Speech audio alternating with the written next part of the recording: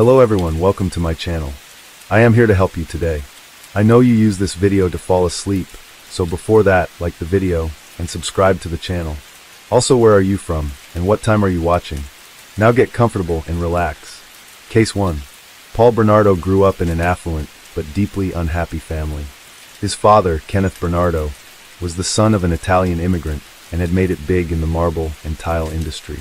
In 1960, Kenneth met and married his wife and Paul's mother, Marilyn, and the pair settled in Scarborough.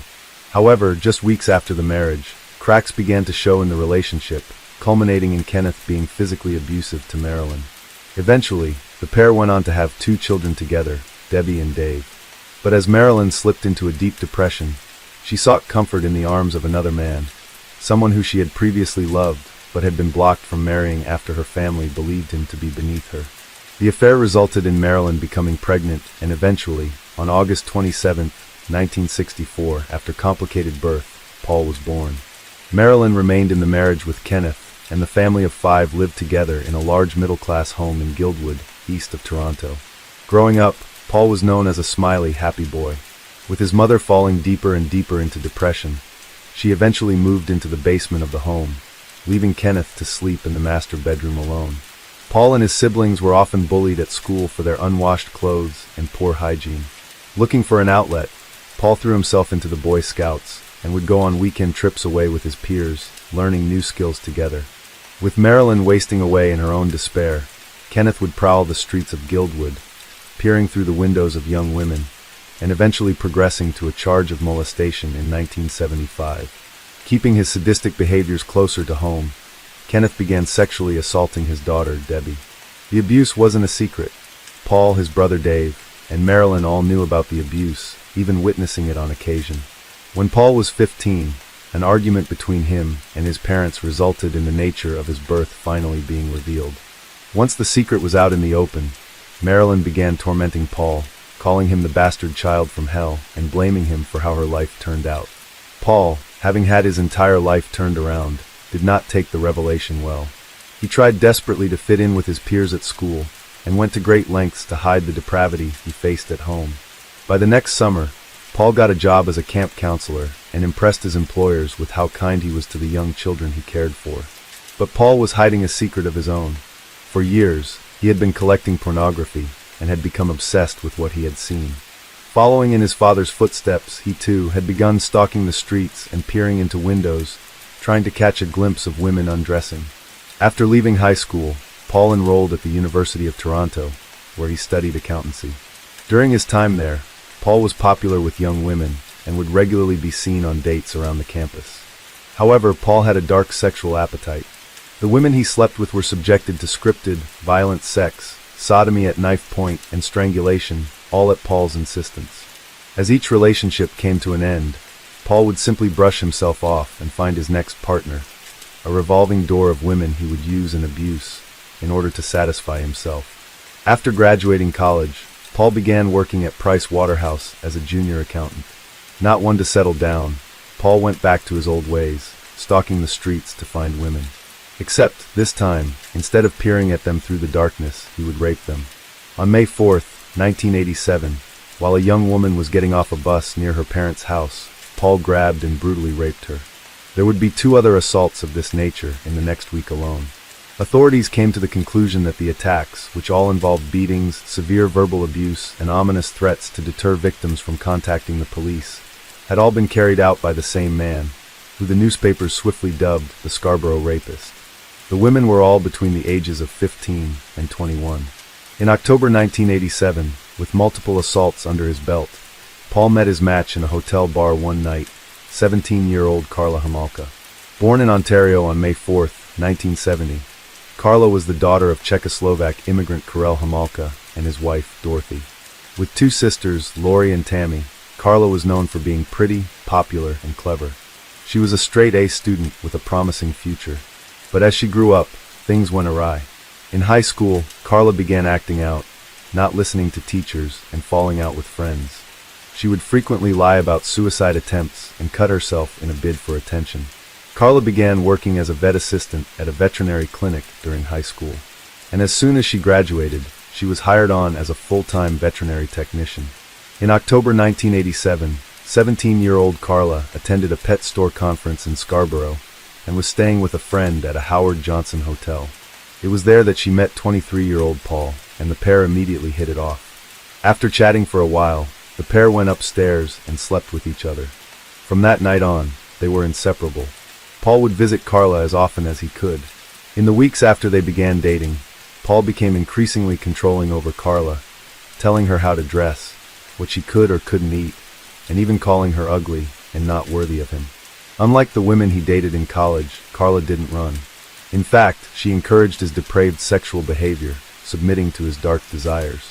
When Paul found out Carla wasn't a virgin when they met, he was enraged. Despite the fact that he wasn't either, he was furious that the object of his obsession didn't solely belong to him. Despite this, Paul decided to continue the relationship. But he wasn't willing to give up his secret life as a rapist. Instead, he brought Carla into the fold. One day Paul asked her what she would do if he was a rapist. When Carla responded that she thought that it was cool, he returned to the streets within days, capturing and assaulting women with Carla in tow. Paul would hide out at various bus stops, waiting for an easy victim to walk past. When they did, he would grab and rape them, usually in bushes.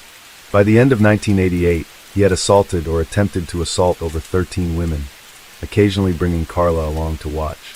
Police desperately tried to solve the case of the Scarborough rapist, collecting evidence from each victim and drawing a composite sketch which they would share among other police departments in the country. Paul was questioned over the rapes twice, but let go with no further action. Getting away with it motivated Paul to carry on his heinous crime spree.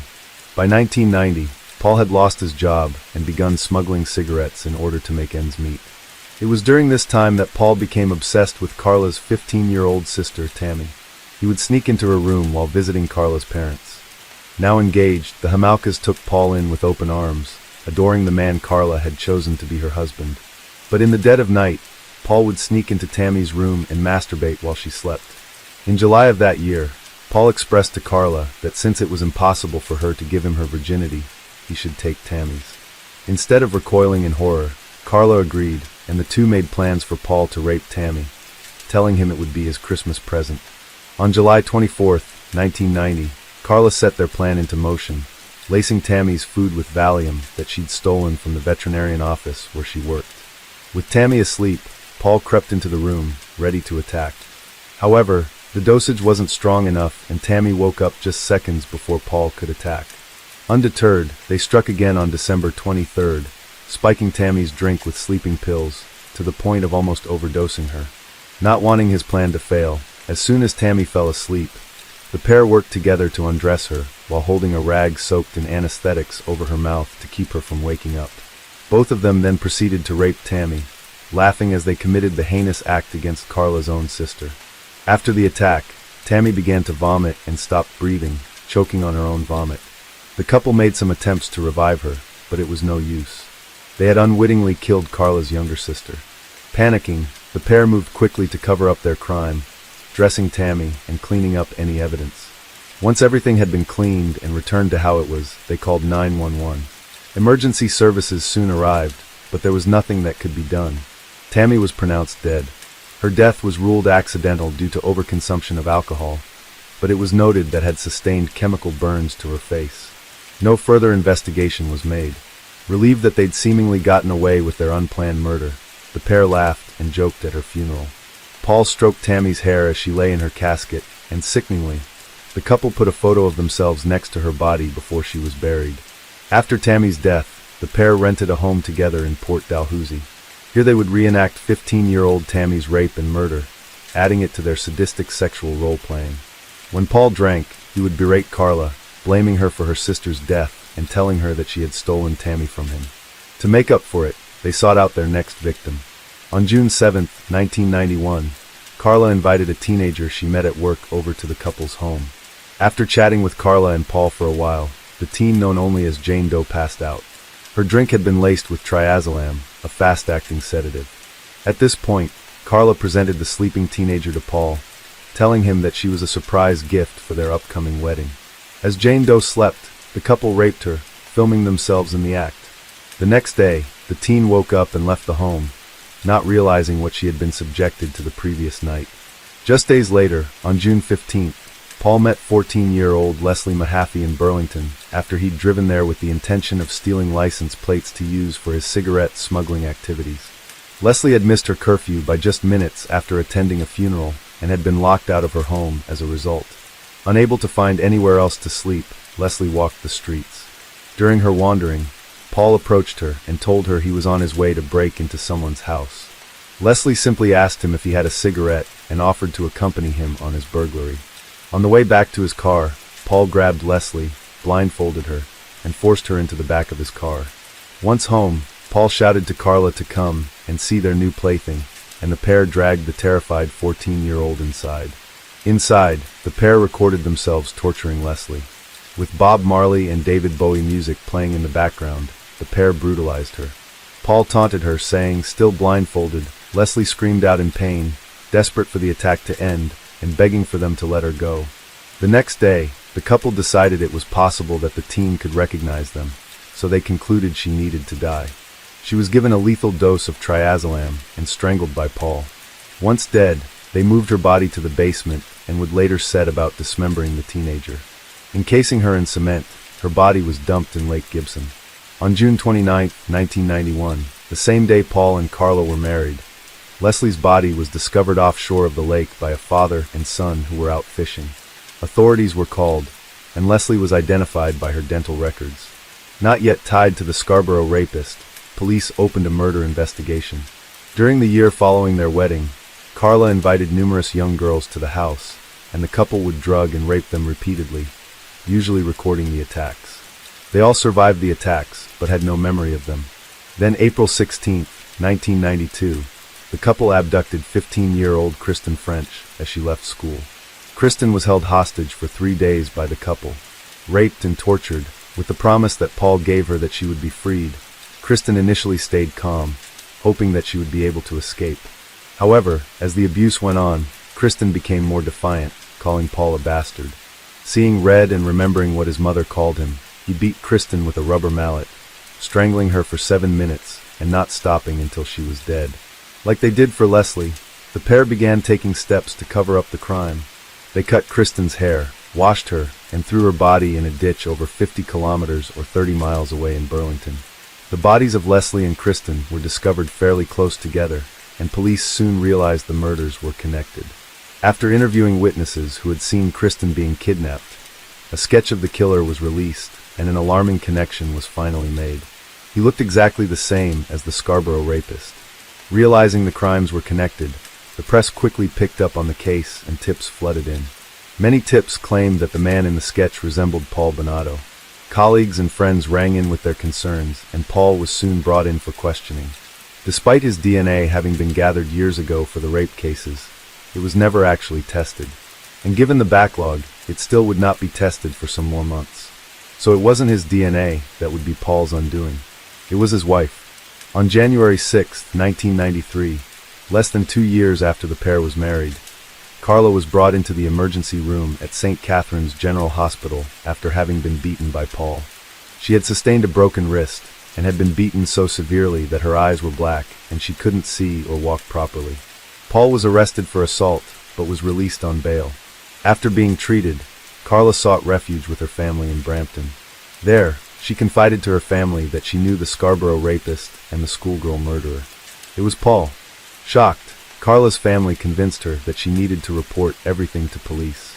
Despite her own hand in most of the crimes Paul committed, she knew her best way out of this was to confess and hope for a plea bargain. In February 1993, Carla went to the police requesting immunity for her confession. While negotiations were underway, Paul was arrested and a search warrant was executed on the couple's home. Inside, detectives found their horrific home videos along with a selection of books and movies on pornography and serial killers. Once the police discovered the items in the home, Carla's request for immunity was denied. Instead, she was offered 12 years imprisonment under a manslaughter charge instead of facing up to 3 murder charges. If she accepted the plea deal, she would likely be released in just 3 short years for good behavior. Carla agreed and detailed everything she knew to the police. The rapes, the stalking, and the murders of her sister and 2 other teenage girls. She cooperated fully with the investigation, digging Paul's grave. A month later, in March 1993, before her trial began, Carla was admitted into a psychiatric hospital. There, she wrote to her family, "Work to drug her with. He threatened me and physically and emotionally abused me when I refused. No words I can say can make you understand what he put me through." So as stupidly, I agreed to do as he said. But something, maybe the combination of drugs and the food she ate that night, caused her to vomit. I tried so hard to save her.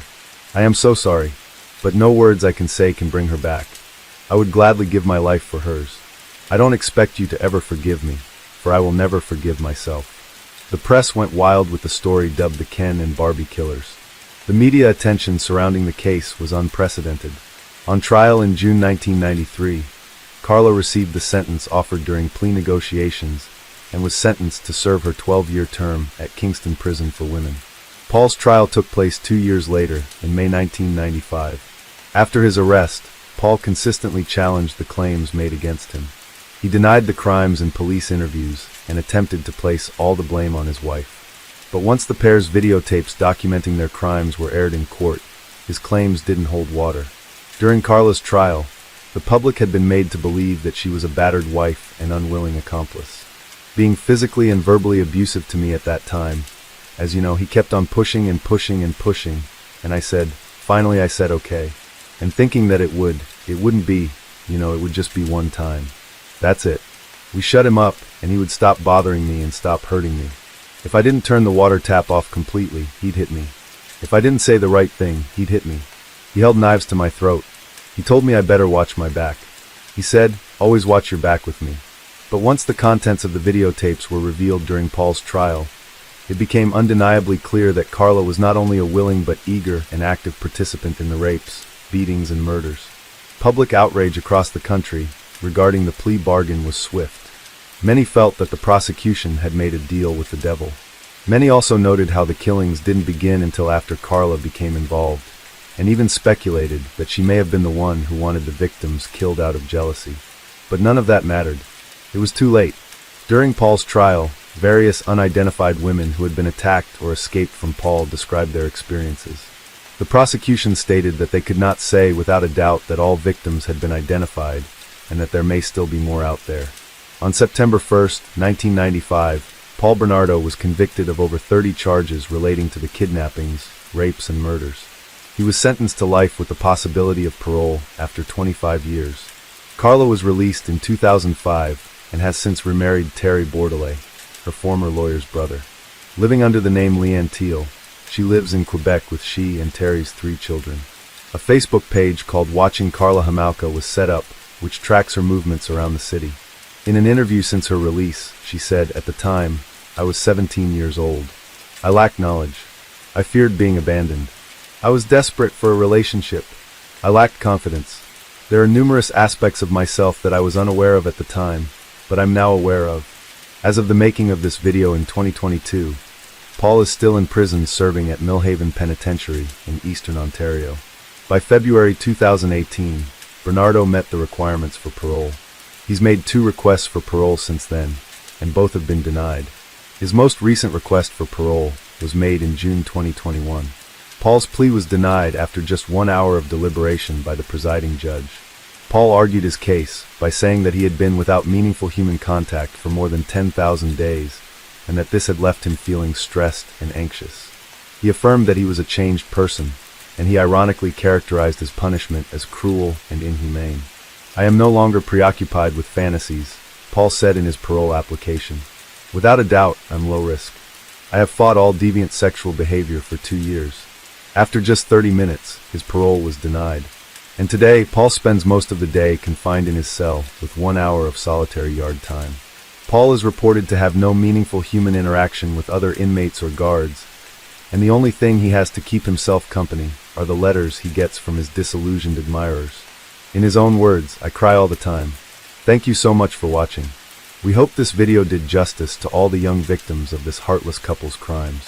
We find it both ironic and perfectly fitting that Paul feels he's being treated inhumanely, and we only wish Carla could have shared in more of that inhumanity. Case 2. This is one of the most perplexing cases to come out of the Philippines due to the various twists, turns, and divided public opinion.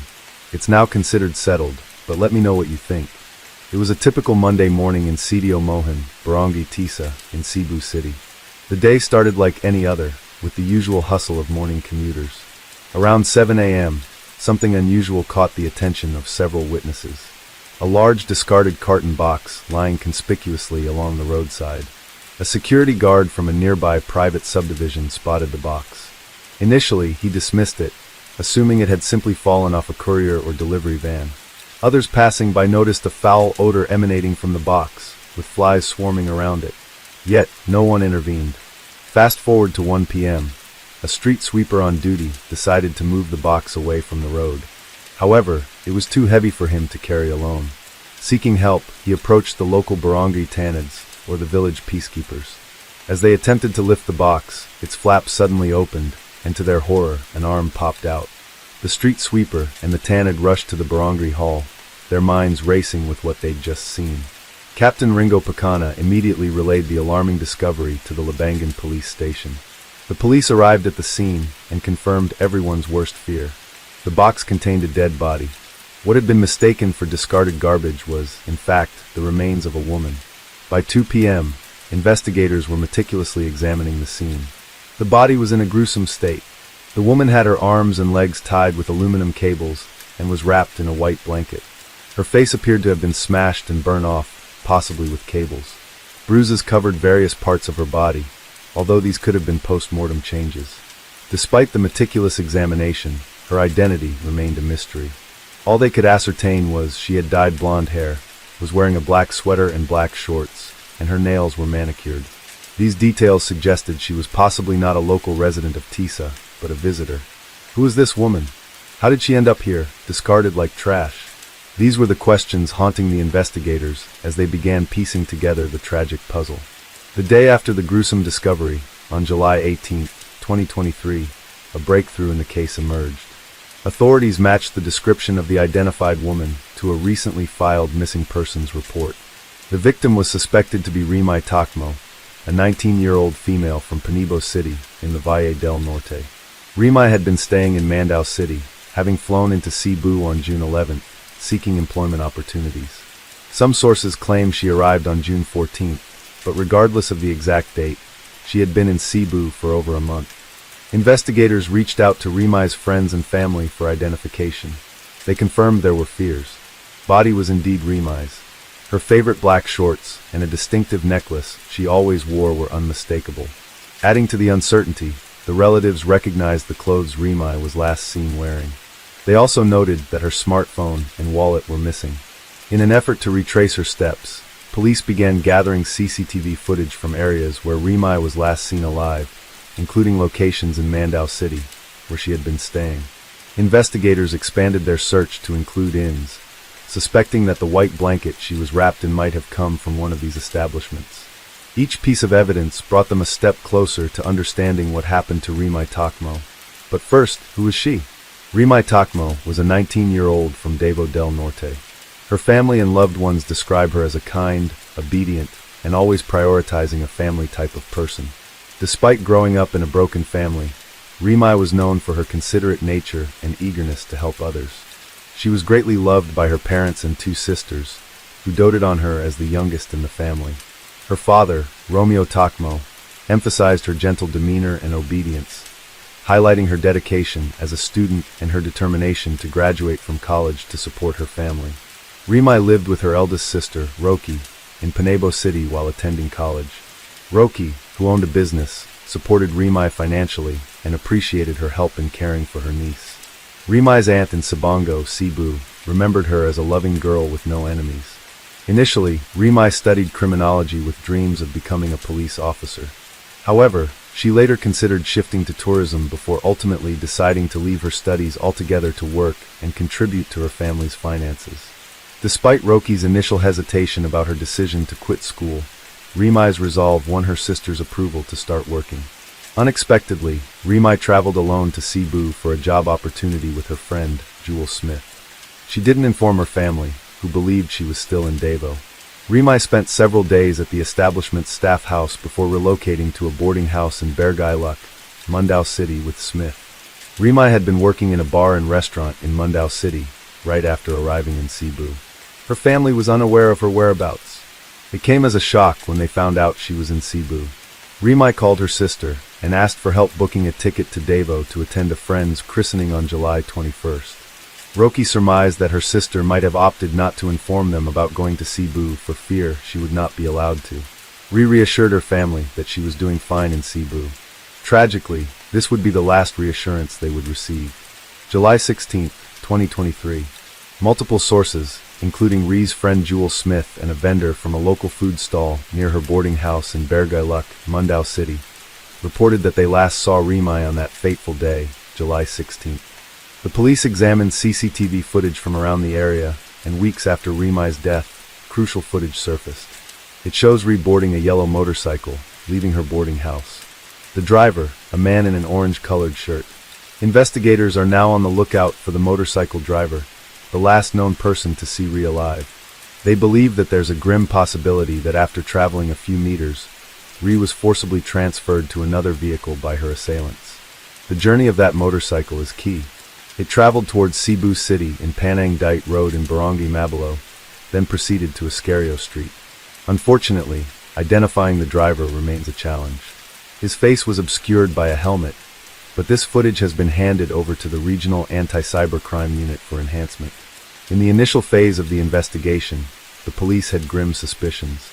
They thought Ree's face had been burnt with hot water or acid. Further examination revealed hematomas on her wrists and legs and a stab wound on her side. The autopsy concluded that the cause of death was strangulation.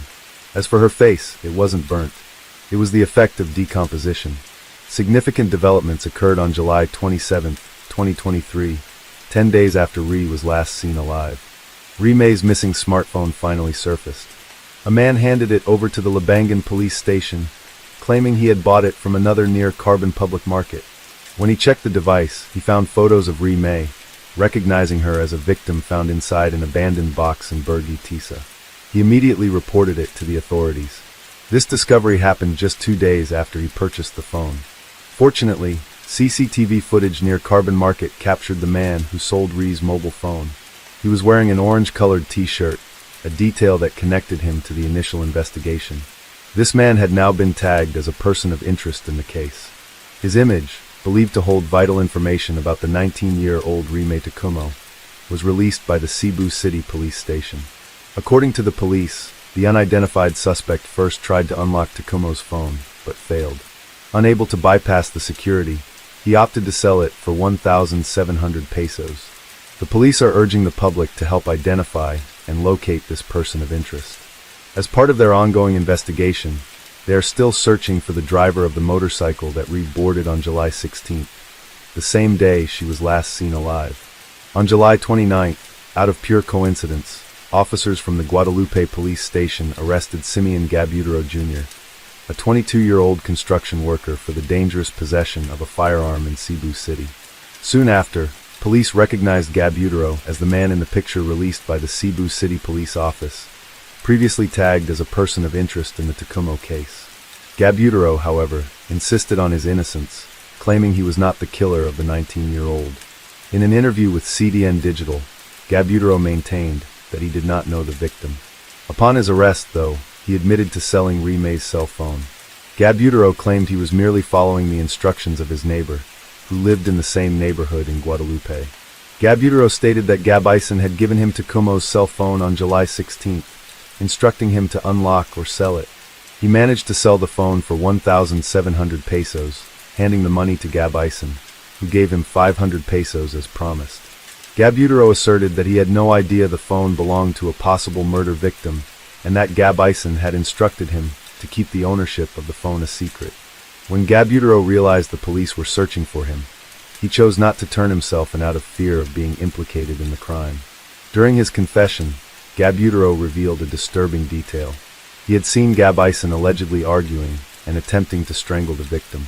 He witnessed this altercation near an elementary school in Barangay, Guadalupe, Cebu City, a day before Riamay's body was found stuffed inside a carton and dumped by the roadside. The 22-year-old Gabutero had a criminal history of participating in a brazen daylight robbery in Toledo City just last June. Alongside another unnamed suspect, Gabutero allegedly robbed a businesswoman at her home in Sidiabad. They made off with 8,000 pesos in cash and valuables, including jewelry and gadgets, worth over 150,000 pesos. Robbery charges were filed against Gabutero on July 7th, roughly 10 days before he reportedly involved in the tragic death of Ria May Tacoma.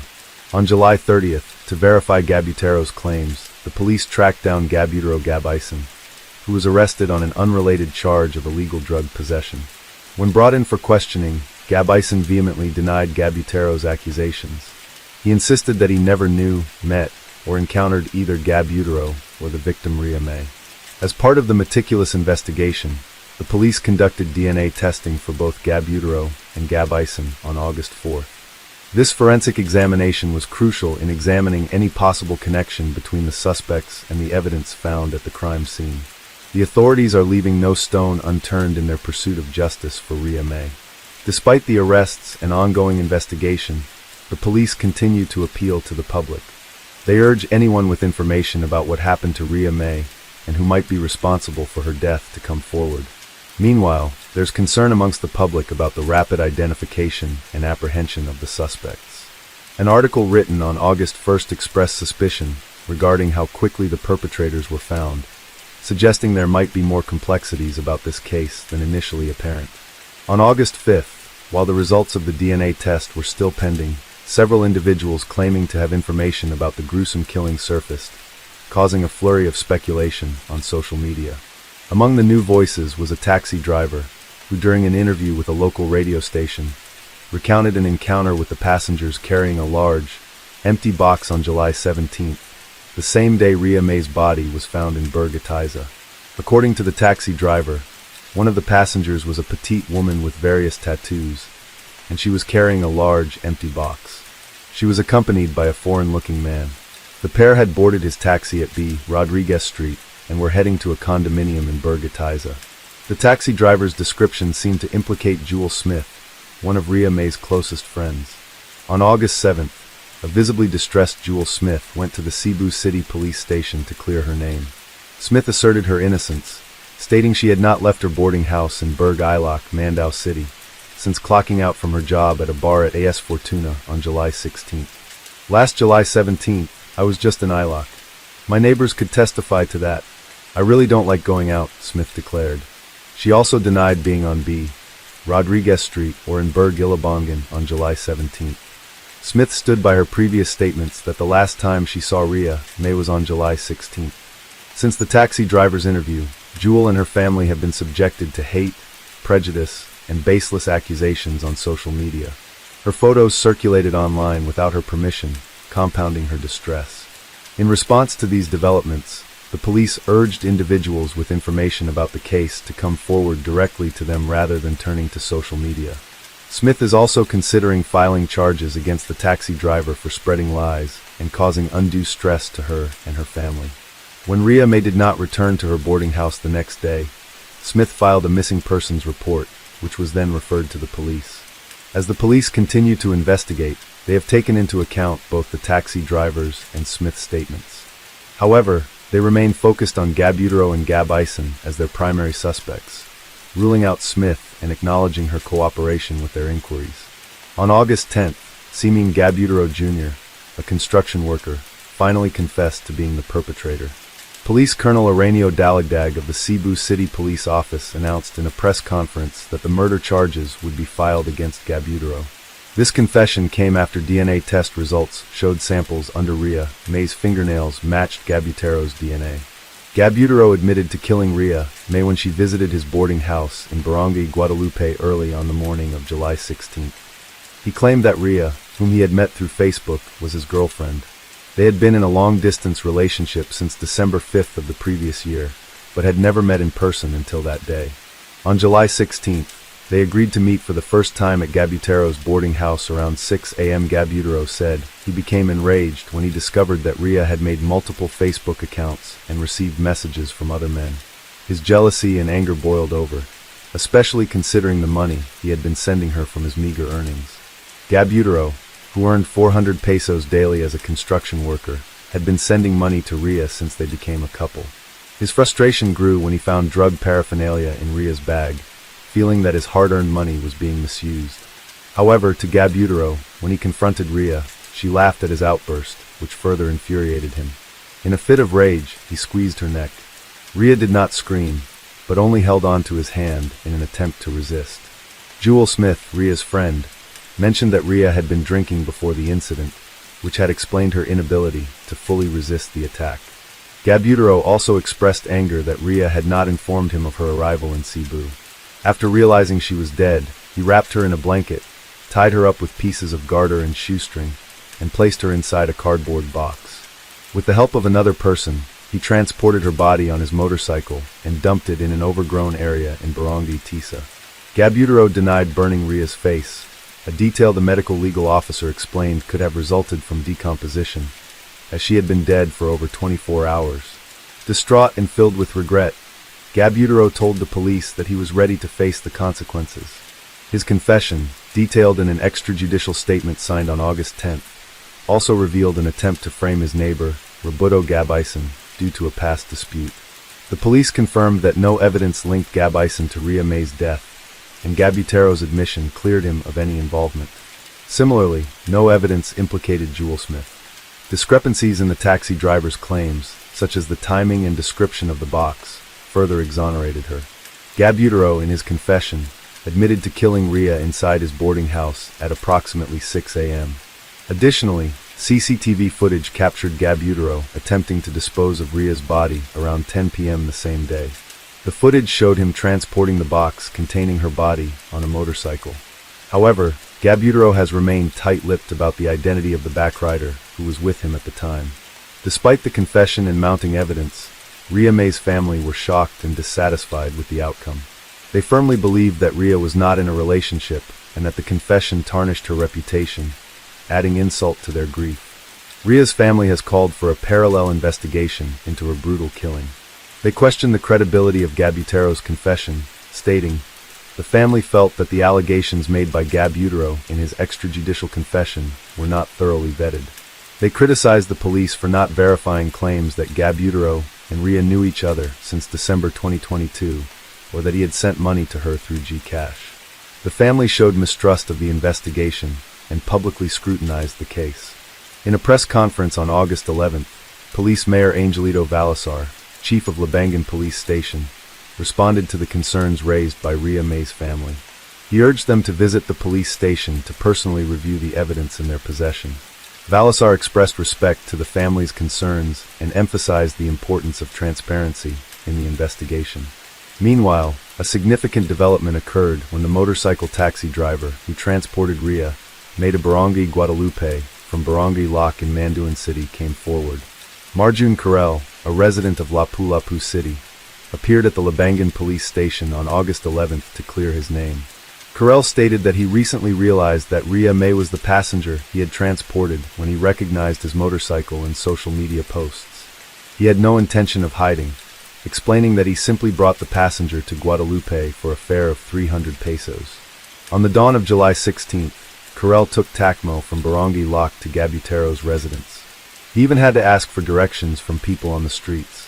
Quote, "I only found out yesterday, Thursday, August 10th, that my passenger had passed away. I knew there was a murder, but I didn't know that she was the passenger." This confirmation corroborated Rhea May's presence at Gabutaro's home prior to her death.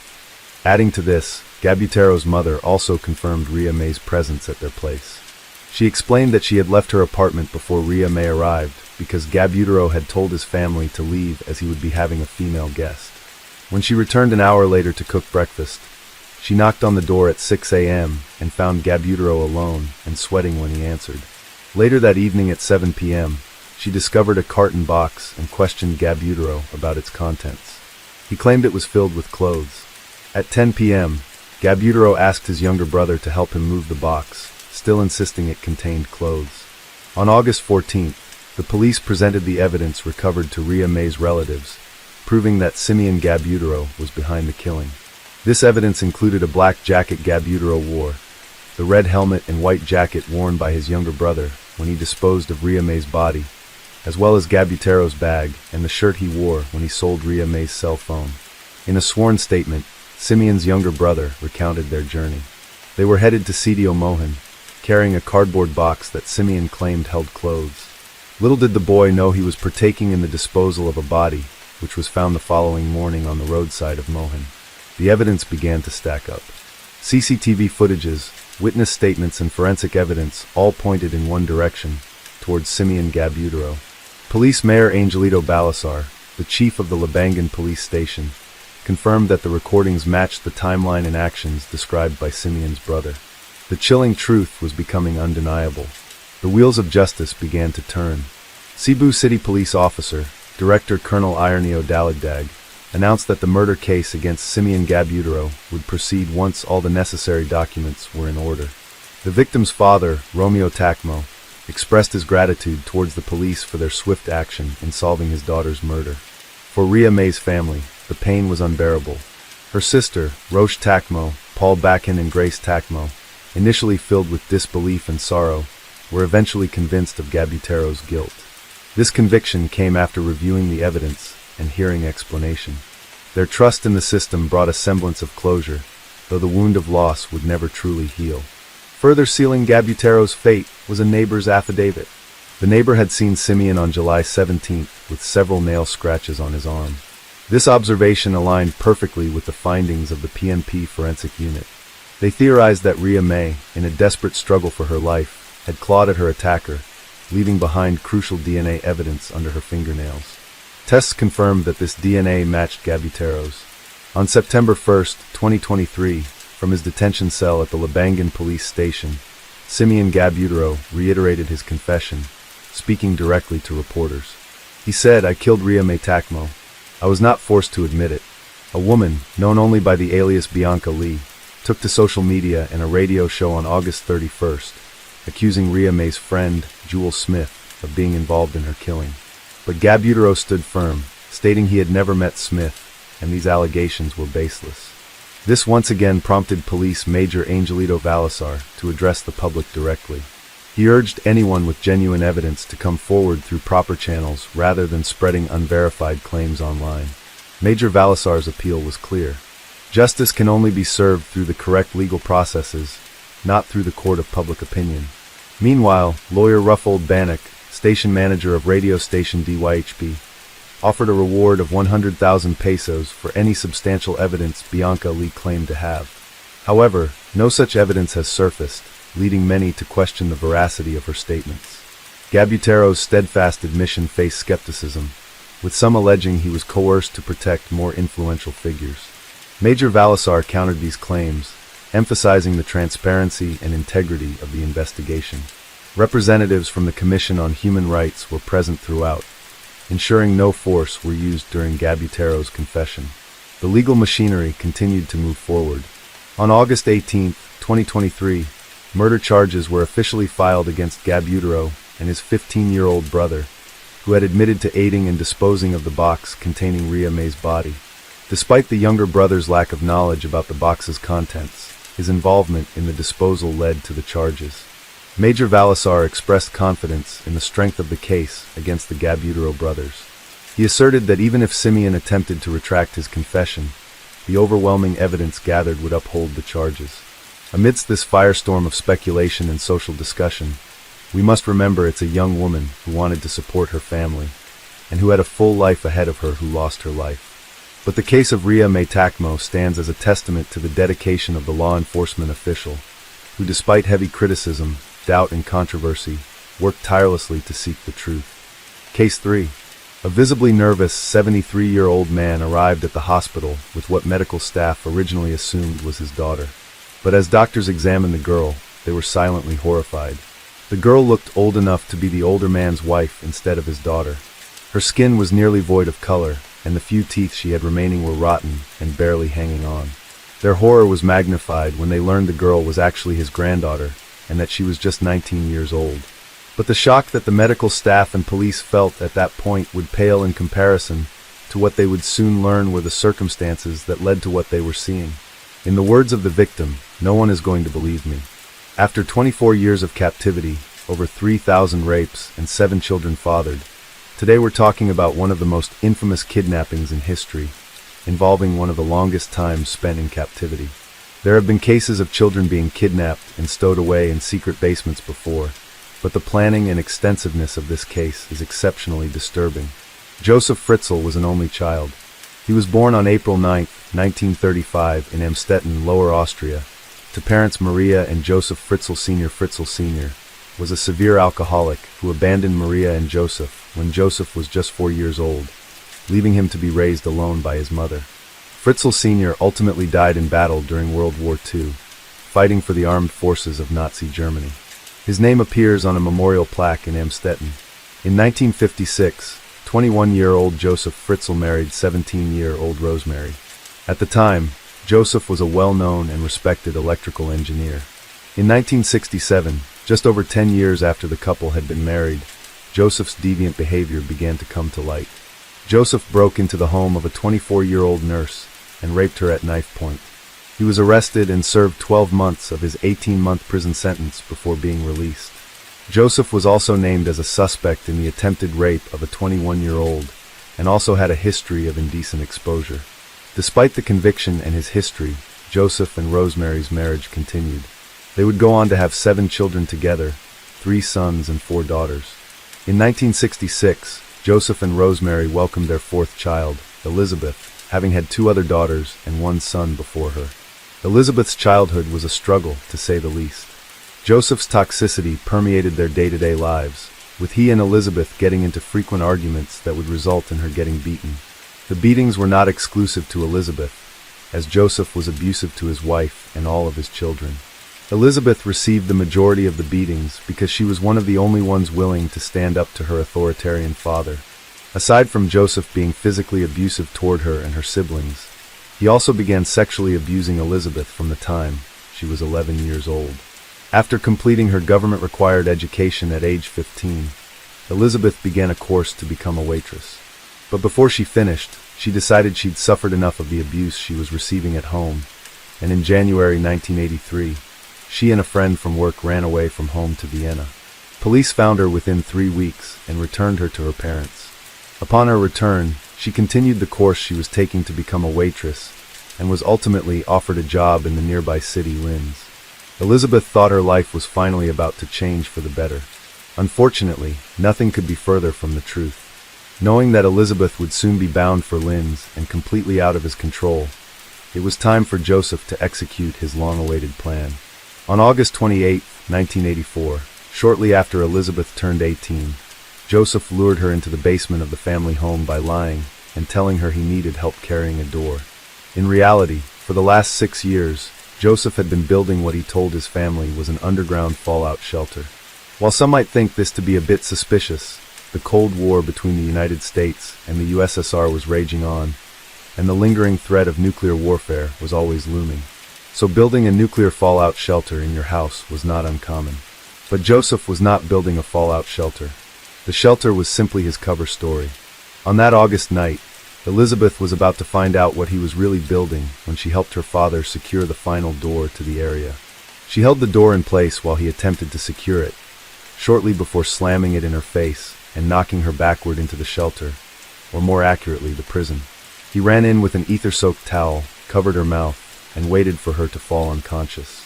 This would be the beginning of her new life, a life of living separate from society, barely kept alive by her captive father.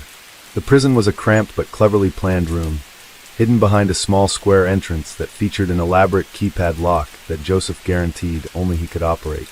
On top of that, even getting to the final entry door of the room required getting past, not 1, not 2, but 8 locked doors within the elaborate labyrinth that Joseph had meticulously planned and built.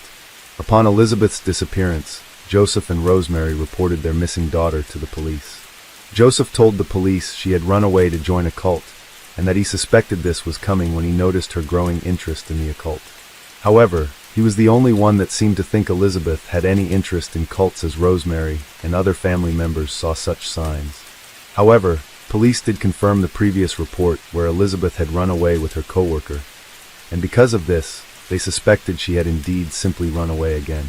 The theory was backed by a letter from Elizabeth, which Joseph forced Elizabeth to write, where she explained that she was tired of living with her family and warned her parents to not look for her or else she'd leave the country. The letter was the final piece that convinced the police that Elizabeth left voluntarily, so they closed the case. Meanwhile, Joseph visited Elizabeth in the underground prison almost daily to bring her food and other supplies. Beginning on her second day of captivity, he also visited almost daily to rape her, sometimes several times per day. Later, Joseph would admit that he distanced himself from what he was doing by never looking Elizabeth in the face when he raped her. After 5 years of Elizabeth living alone in the prison, during which time Joseph would hardly ever even speak to her, the babies started to come. At first, having a baby in the cellar with her was terrifying for Elizabeth, but they also provided much-needed company for her, as well as a purpose for living after so many years where she'd contemplated suicide. Over her 24 years of captivity, Elizabeth gave birth to 7 children by her father. For reasons still unclear, 3 of those children were chosen by Joseph to live openly upstairs with him, his wife, and the rest of the family. Joseph achieved this by placing all 3 of the children on the family porch at different points along with more letters he'd forced Elizabeth to write. In the letters, she'd state that she was dropping the children off for her parents to take care of because she couldn't handle the responsibility. Of the 4 children relegated to live with Elizabeth in the basement, one of them was born with respiratory issues, and he died shortly after birth. The other 3, Kirsten, Stefan, and Felix, remained in the dungeon with Elizabeth. Elizabeth was refused medical attention and was forced to give birth to all 7 children in the basement without any medical assistance. To prepare for them, Joseph provided Elizabeth with disinfectant, a dirty pair of scissors, and a book on childbirth from the 1960s. When Michael, the child with respiratory issues, died, Joseph cremated his body in their oven. Social workers were called to their residence on multiple occasions, considering the way the children were all supposedly left at the door, and Joseph convinced them all of his story. There were, however, several indications that something was awry. When the second child was left on the Fritzl's doorstep, it was Rosemary Fritzl who discovered the child. She reported to a social worker that just before midnight, she heard a baby crying outside the door.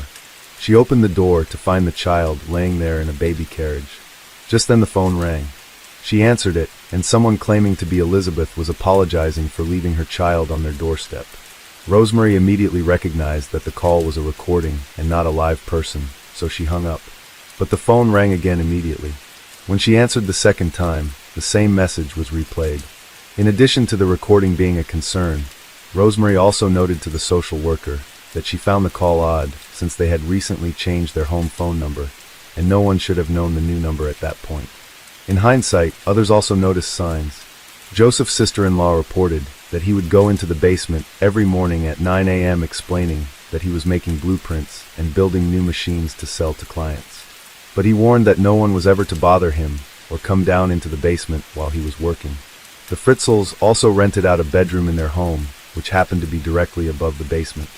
One of the tenants reported he would hear noises at night and would bring his concerns to Joseph. But Joseph would always assure him it was nothing more than faulty pipes and house-settling noises. Another tenant who lived there over a 4-year period noted that his dog would randomly become alert in the middle of the night, sniffing and growling at seemingly nothing. The tenant would look around the house to find whatever his dog was suspicious of, but never found the cellar door or anything of concern.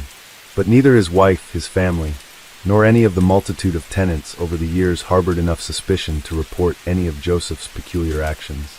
Even as he spent more and more time in the basement, was living in a separate area of the home apart from his wife, and would often spend the night in the basement claiming that he was actually away on business trips. Tenants even noticed him bring bags of groceries, building materials, appliances, and furniture into the basement, but still didn't arouse enough suspicion to report anything. Despite the unfortunate circumstances surrounding the births of her children, Elizabeth loved and cared for the 3 children that lived with her as well as she could. Investigators and reporters expressed how impressed and inspired they were by how well Elizabeth managed to raise her kids considering their circumstances. Elizabeth requested that Joseph bring her books regularly so she could teach the children to read and write, and she made sure they learned about the outside world and its culture through the television and radio that Joseph allowed them to keep downstairs. In 1994, after Elizabeth gave birth to a 4th child, Joseph allowed the cramped 380-square-foot prison to be extended to 590 square feet, or just over 50% larger. Once the concealed prison was expanded, it would contain a narrow 16-foot corridor, a storage area, 3 small open cells connected by narrow passageways, 2 sleeping areas equipped with 2 beds each, bathroom facilities, and a basic cooking area. The ceilings were so low they only reached between 5 feet 6 inches, in some areas up to 6 feet at their highest point, a condition that would cause walking problems for Stefan, who ultimately grew to 5 feet 8 inches, but would have to stoop to walk nearly all the time. To achieve the extension, Joseph forced the underground family to dig the walls with their bare hands. He warned them that touching the inside of the cellar door he came down from would electrocute them, and that if they ever tried to escape, they would instantly be gassed. While police confirmed that there was no gas supply to the basement, and that this was likely a threat to scare the family, Joseph punished them in other ways for even the smallest acts of disobedience. On top of the repeated physical and sexual abuse as punishment, he would shut down all the power to the cellar or refuse to bring any food or water, forcing Elizabeth and later her children to live hungry, thirsty, and in total darkness for days at a time. On the 19th of April in 2008, the hellish prison would only be the home of Elizabeth and her 3 kids for 1 more week. On that day, 19-year-old Kirsten, one of Elizabeth's 3 children still with her at the time, fell unconscious. For the first time ever, Joseph heeded to Elizabeth's request that medical attention was necessary. So he allowed Elizabeth outside to help him carry Kirsten to the car. It was the first time she'd seen the outside world in 24 years. Once Kirsten was in the car, Joseph locked Elizabeth back with the other children in the dungeon, then proceeded to the local hospital. Upon arriving at the hospital, doctors were immediately concerned as Kirsten's skin was as white as a ghost. It was so white you could easily see her veins, and some noted that it was nearly transparent. Obviously confused by this, the doctors asked Joseph for the girl's name to look up her and her family's medical history. But to their surprise, Kirsten's name was nowhere to be found in the database. She seemingly didn't exist before now. Upon examination, doctors found that Kirsten was in serious condition, suffering from life-threatening kidney failure on top of several other medical issues brought on by a vitamin D deficiency. Joseph frantically told the doctors that Kirsten was one of his granddaughters. Her even younger than previously assumed age heightened doctors' concern even more, and they insisted to Joseph that they get in contact with the mother so they could figure out what was going on. The doctors were growing increasingly suspicious of and irritated by Joseph, as he refused to answer almost all important questions or simply danced around them. As their suspicions about Joseph's story mounted, they decided to alert the police on April 21st. In an attempt to contact Elizabeth, the police broadcast a public appeal for her to come forward to provide Kirsten's medical history. They reopened the file on Elizabeth's disappearance from years prior. Joseph stuck with his story that Elizabeth had run away with a colt, and even produced yet another letter that he'd forced her to write from January of that year, which was postmarked in the town of Kemeton. Police contacted an expert on colts who was highly suspicious of both the seemingly dictated and oddly written letter, as well as the supposed colt, which he felt didn't exist. In the meantime, Elizabeth begged Joseph to allow her to go to the hospital. A week later, on April 26th, Joseph allowed Elizabeth to come with him to the hospital with strict instructions for her to stick to the fabricated story or face the consequences. He also allowed the 2 remaining children to be taken to the upstairs home while they went to the hospital. When they arrived at the hospital, Joseph and Elizabeth were immediately detained by police and separated for questioning. Elizabeth was initially reluctant and fearful, talking very quietly and avoiding eye contact. The doctors and authorities' first suspicion was that Elizabeth was an abusive mother and that her treatment and neglect of her daughter was the cause of Kirsten's health issues. But they quickly began questioning that theory once they saw that Elizabeth shared the same ghostly features of white hair and pale white skin. Elizabeth remained unwilling to cooperate until the police granted her her only request, that she never has to see her father again. Once police agreed, she told them everything. Over the next hours, she recounted her 24 years in captivity, including the secret dungeon, the constant physical and sexual abuse dating back even before her imprisonment, the multiple children, the fact that some of them were taken from her, and even unfathomable details like how he used to force her to watch adult films and then reenact them with him in front of their children to humiliate her and scar the children. Police forced Joseph to give them the key code to his electrical lock and immediately began investigating the home and basement. On the same night he and Elizabeth came to the hospital, Joseph, 73 years old at the time, was arrested and taken into custody. 3 days later, on April 29th, DNA evidence confirmed that Elizabeth was telling the truth, and that all 6 of Elizabeth's remaining kids were biologically Joseph's. Police also planned to interview every person that had rented the extra bedroom in the house, with the number of former tenants totaling over 100. During the investigation, police found the many letters that Joseph forced Elizabeth to write, one of which seemingly implied that he was planning on releasing her from the basement the following year. The letter stated that she wanted to come home, but that it wasn't possible for her to do so just yet. Police believed and Joseph confirmed that his plan was to free her, but tell everyone in the outside world that he had actually rescued her from the cult she had run away to. He felt he was growing too old to care for his second family underground, and was hatching what he felt was a viable transition plan. Once police began interrogating Joseph, he confessed to everything. He claimed that he simply lived a second life in the basement with his daughter, and that while he may have been forcing her to stay in the basement, the details of their relationship were all consensual. He claimed that the media painted him out to be a monster, but that in reality, he and his second family enjoyed spending time together, and he had a good relationship with Elizabeth and their kids. Despite these false claims, he does admit that something in him was aware that everything he was doing was wrong, but he became so used to his secondary life underground that he didn't care.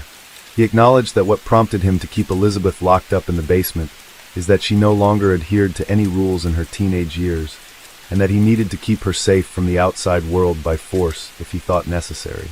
But even though he made statements like that, positioning himself as her protector, he'd also make statements that reflected quite the opposite. He admitted that the decades without sunshine or medical and dental care caused a profoundly negative effect on his daughter's health, stating, "Elizabeth remains strong. She never complains, even as her teeth slowly rot and come out of her mouth one by one. She suffers day and night with unbearable pain and can't sleep." By the time Elizabeth had arrived at the hospital that fateful day, each and every one of her teeth had excruciatingly rotted out of her mouth. Joseph admitted that the reason he wanted to force Elizabeth into carrying all of these children is because of his obsession with being in control. He wanted to own Elizabeth like a piece of property and made sure that he could do so in every way possible. On the off chance she escaped his dungeon of horrors, he was hoping he could get her pregnant as many times as possible so future partners would be scared off by the large number of children she had, and she'd hopefully be led back to him out of desperation. During Joseph's prison stint for his earlier rape conviction, he admitted that he planned to lock his daughter up so that he could contain and express his evil side. After his arrest, analysts reported that he stated, "I was born to rape, and I held myself back for a relatively long time. I could have behaved a lot worse than locking up my daughter." Analysts surmised that Joseph's deviant behavior was likely fueled by his upbringing by a toxic mother and father who abandoned them. While Joseph used to speak very highly of his mother, he eventually came to share the truth, which is that she hated him, abused him, beat him until he was laying in a pile of his own blood, and even compared him to Satan. Despite his fear of his mother, he actually let her move into the house with him and Rosemary back in 1959. But at that time, the roles became reversed, and his mom was facing Joseph's abusive personality on a daily basis. This all culminated in Joseph locking her up in the attic and telling everyone that she had died all the way up until she actually did. Police now think that he could have held his mom prisoner for about 20 years before dying in his captivity. To adhere to the agreement that Elizabeth would never have to see her father again, she gave videotaped testimony presented to Austrian prosecutors and investigators in July 2008. Later that month, the trial for Joseph began. He faced 10 years for the negligent homicide charge of Michael, the infant who died shortly after birth, as well as a maximum of 20 years for rape, incest, kidnapping, false imprisonment, and enslavement. On the first day of the trial, Joseph pleaded guilty to all charges except for the negligent homicide and grievous assault, brought on by threatening to gas his captives if they disobeyed him. His defense attorney encouraged the jury to not be swayed by their emotions and insisted his client was not a monster, citing that he brought a Christmas tree down to his captives during the holidays. The prosecution pressed for life imprisonment in an institution for the criminally insane. She demonstrated with markings on the wall how low the height of the ceiling in the dungeon was, as well as how damp and moldy it was, passing around musty objects from the cellar, causing the jurors to flinch from the odor. Jurors watched nearly 11 hours of taped testimony from Elizabeth in total, broken down into 2-hour sessions, because the details were so harrowing they couldn't bear more than 2 hours of the testimony at a time. Elizabeth's brother also testified about Yosef's abuse, but his wife Rosemary and the other children from the cellar refused to testify. Elizabeth attended day 2 of the trial. She'd actually attended in disguise the day prior in preparation for a book she'd planned to write about her ordeal. But on this second day of the trial, Yosef recognized that she was in court. Yosef and Elizabeth's eyes met, and Yosef went pale and broke down. The following day of the trial, he immediately approached the judge and changed his plea to guilty on all charges. He was sentenced to life imprisonment with the possibility for parole after 15 years. He accepted the sentence and stated he would not appeal. Once the trial was over, Elizabeth and her 6 children were given new identities and a new home where they could enjoy their freedom, but still be afforded privacy. All of the 6 children require ongoing therapy. The upstairs children had been traumatized by both Yosef's abuse, as well as learning that he lied to them about their mother abandoning them. And the downstairs children dealt with the obvious trauma of being deprived of normal development, fresh air, and sunshine, as well as the extreme mental, physical, and sexual abuse they received or witnessed by Yosef. Additionally, all 6 children may face genetic issues inherent to children born of an incestuous relationship. Elizabeth allows her 3 children, who grew up in Yosef and Rosemary's house, to visit their grandmother regularly. Elizabeth is said to have been estranged from her mother for believing her father's story about her whereabouts and not questioning it. However, over time, she came to forgive her mother, and they have a strong relationship now. In 2013, work began to fill the basement of the old Fritzl home with concrete. The home would ultimately sell 3 years later to buyers who turned the building into apartments. Josef Fritzl was remanded to a special prison unit for the criminally insane in Austria's Kremstein prison, where he is to serve out his sentence. In May 2017, Josef Fritzl changed his name to Josef Merhoff. Unconfirmed reports claim it was due to fights in prison, one of which resulted in several of his teeth getting knocked out. A British journalist, Mark Perry, interviewed Fritzl in his prison cell and reported that he has shown no remorse for his crimes. He quoted Josef as saying, "Just look into the cellars of other people. You might find other families and girls down there." In April 2019, Josef's health was said to be declining. He's suffering from dementia, and he doesn't want to live anymore. It's also reported that he is withdrawn, doesn't want anything to do with his fellow inmates, and likewise, they don't want anything to do with Austria's most infamous convict. In 2021, a regional court ordered the 87-year-old Fritzl to an alternative penitentiary, essentially moving him from a psychiatric prison to a standard prison. That decision was based on a psychiatric report that stated he no longer posed any danger.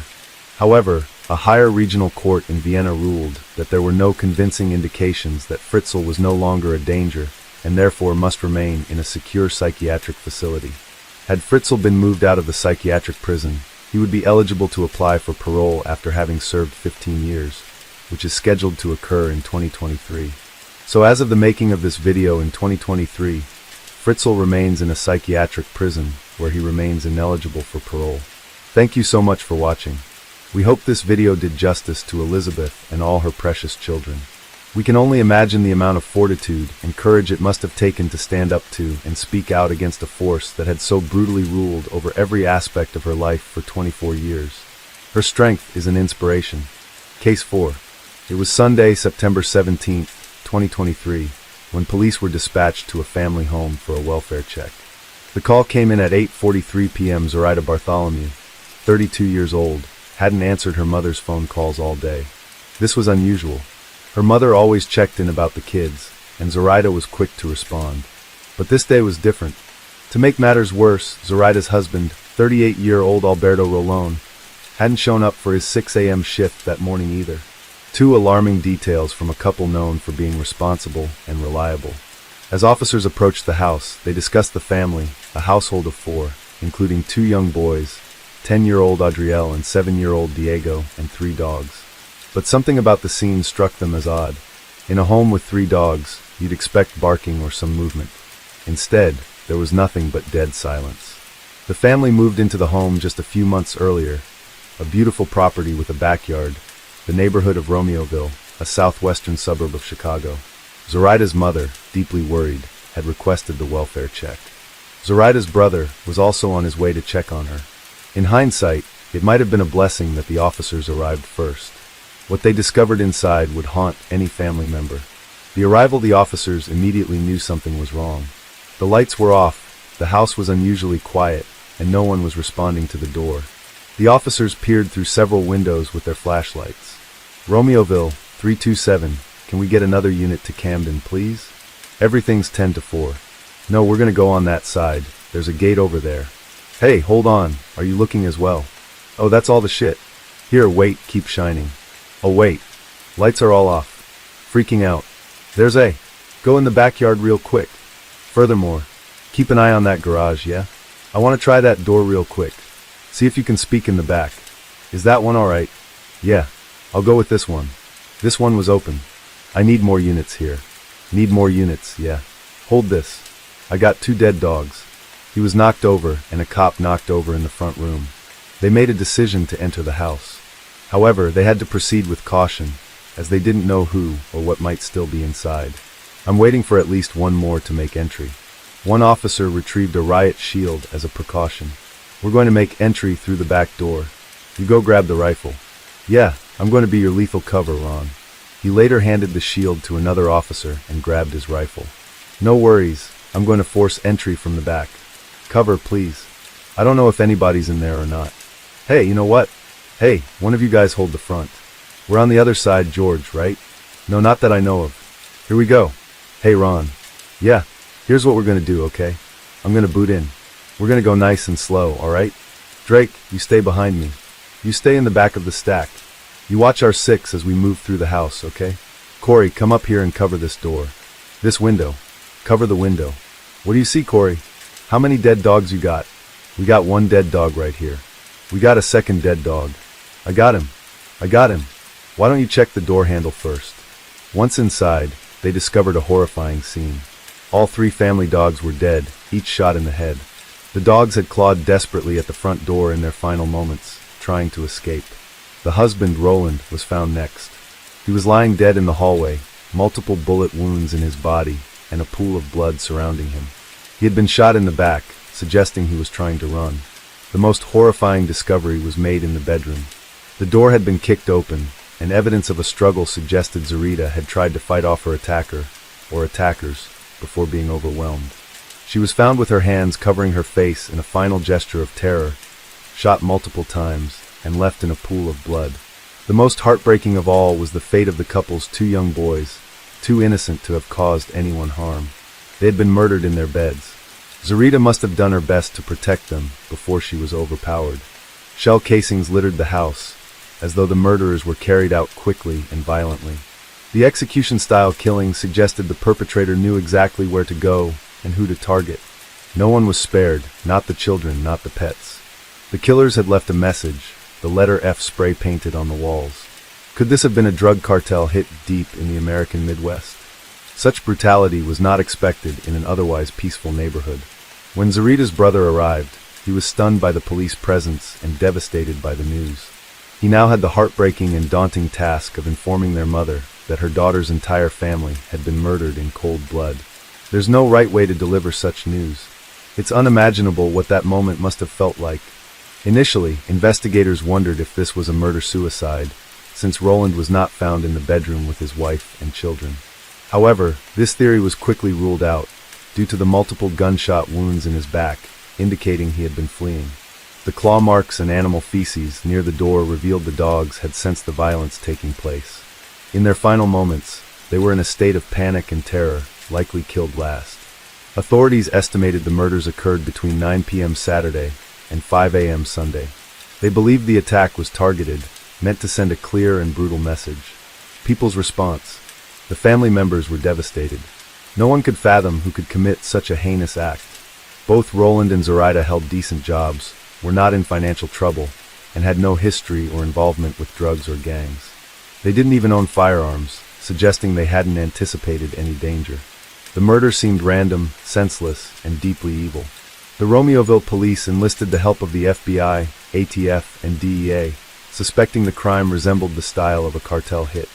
Neighbors were equally shocked. Devastated this happened to a young family. The fact that nobody heard anything, and these houses are pretty close together, is very sinister. This is devastating to me. I mean, I've been crying on and off all day. Just a young family trying to do better. I'm sorry. It's horrible. It's tragic. It's unfair. The boys were beloved at their school, Robert C. Hill Elementary. Their classmates and teachers struggled to cope with the devastating news of their death. Zoraida's sister took to social media, pleading for information. I want to know what happened to my nephews, my sister, her husband, and why. Early investigation pending the detailed forensics. Police were looking for any form of lead or suspect. Through early questioning of the family, detectives learned that Zoraida had been having an affair with a colleague at work. Now, this wasn't an exceptional case. In the past, Zoraida had had other affairs, but after confessing to her husband, they managed to work it out and move forward. This time, however, it was different. She was reportedly madly in love with a coworker, 32-year-old Nathaniel Huey Jr. They had been seeing each other since May 2023, when they were both working at Avanti Engineering, a machined parts manufacturer. Zoraida had confided in her sister that Huey was her soulmate. She was the Juliet to his Romeo. On September 18, 2023, the day after the horrifying discovery at the Romeoville residence, police went to speak to 32-year-old Nathaniel Huey Jr. at his workplace at Avanti Engineering. Zoraida's sister was correct. Police found a post-it note at Huey's workstation, which appeared to be written in Zoraida's handwriting. It read, "The whole affair seemed to be an ill-kept secret." Perhaps they didn't really care about keeping it under the wraps, considering how a post-it note was just in plain sight at Huey's workstation. In fact, Zoraida's husband knew of some of her affairs, but chose to ignore or deal with them privately, because, reportedly, keeping the family together was more important than infidelity between spouses. In some odd way, that seemed like a noble cause, but to others it might seem like being a pushover, something no one should just tolerate or sweep under the rug.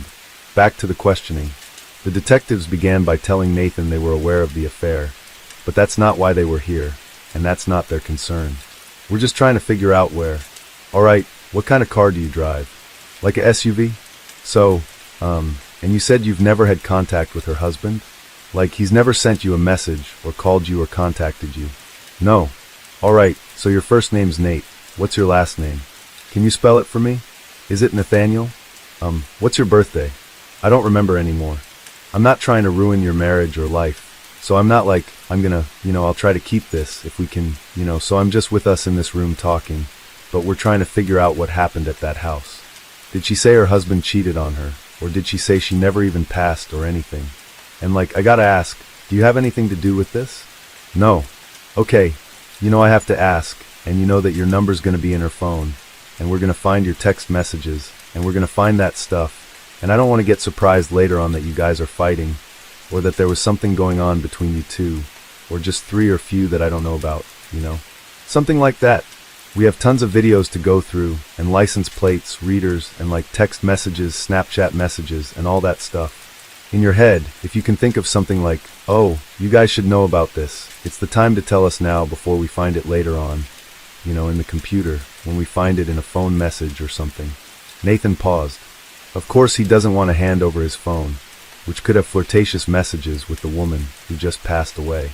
Also notice how the detectives asked him about his vehicle and model number. Furthermore, if he had any kind of confrontation with her husband, the detectives seemed to know more than they're letting on. So, we were talking with the bosses, and they said, well, we already went through the phones, they've already got one half of the conversation. And you said you talked to her on your phone, right? What we'd like, or what we're asking for, is consent to get the text messages off your phone between you and her, or the Snapchat, or whatever it is between you, so we have both sides of it. Trying to eliminate you as a suspect, they've seen better. So I believe them. Oh, from this morning? It'll be on there. It'll be on your phone. So let's just say you've got a 64 gig phone. You use about 58 of it. The rest is a catch. It stays in the catch. We'd like to see if we can get the stuff from your end. On our side of it, we can get a search warrant, to go through the phone, and it'll just take a little longer. The fastest way would be consent, pull it off, and move your phone back. I explained to you earlier, I'm trying to eliminate you. We have a deceased girl, and her last boyfriend, or whatever is you. I'm sure that if there's an outsider looking in, who's your suspect? So, I'd like to eliminate that. I'd like to say, well, we looked through stuff, he didn't have nothing to do with it, we're done with it.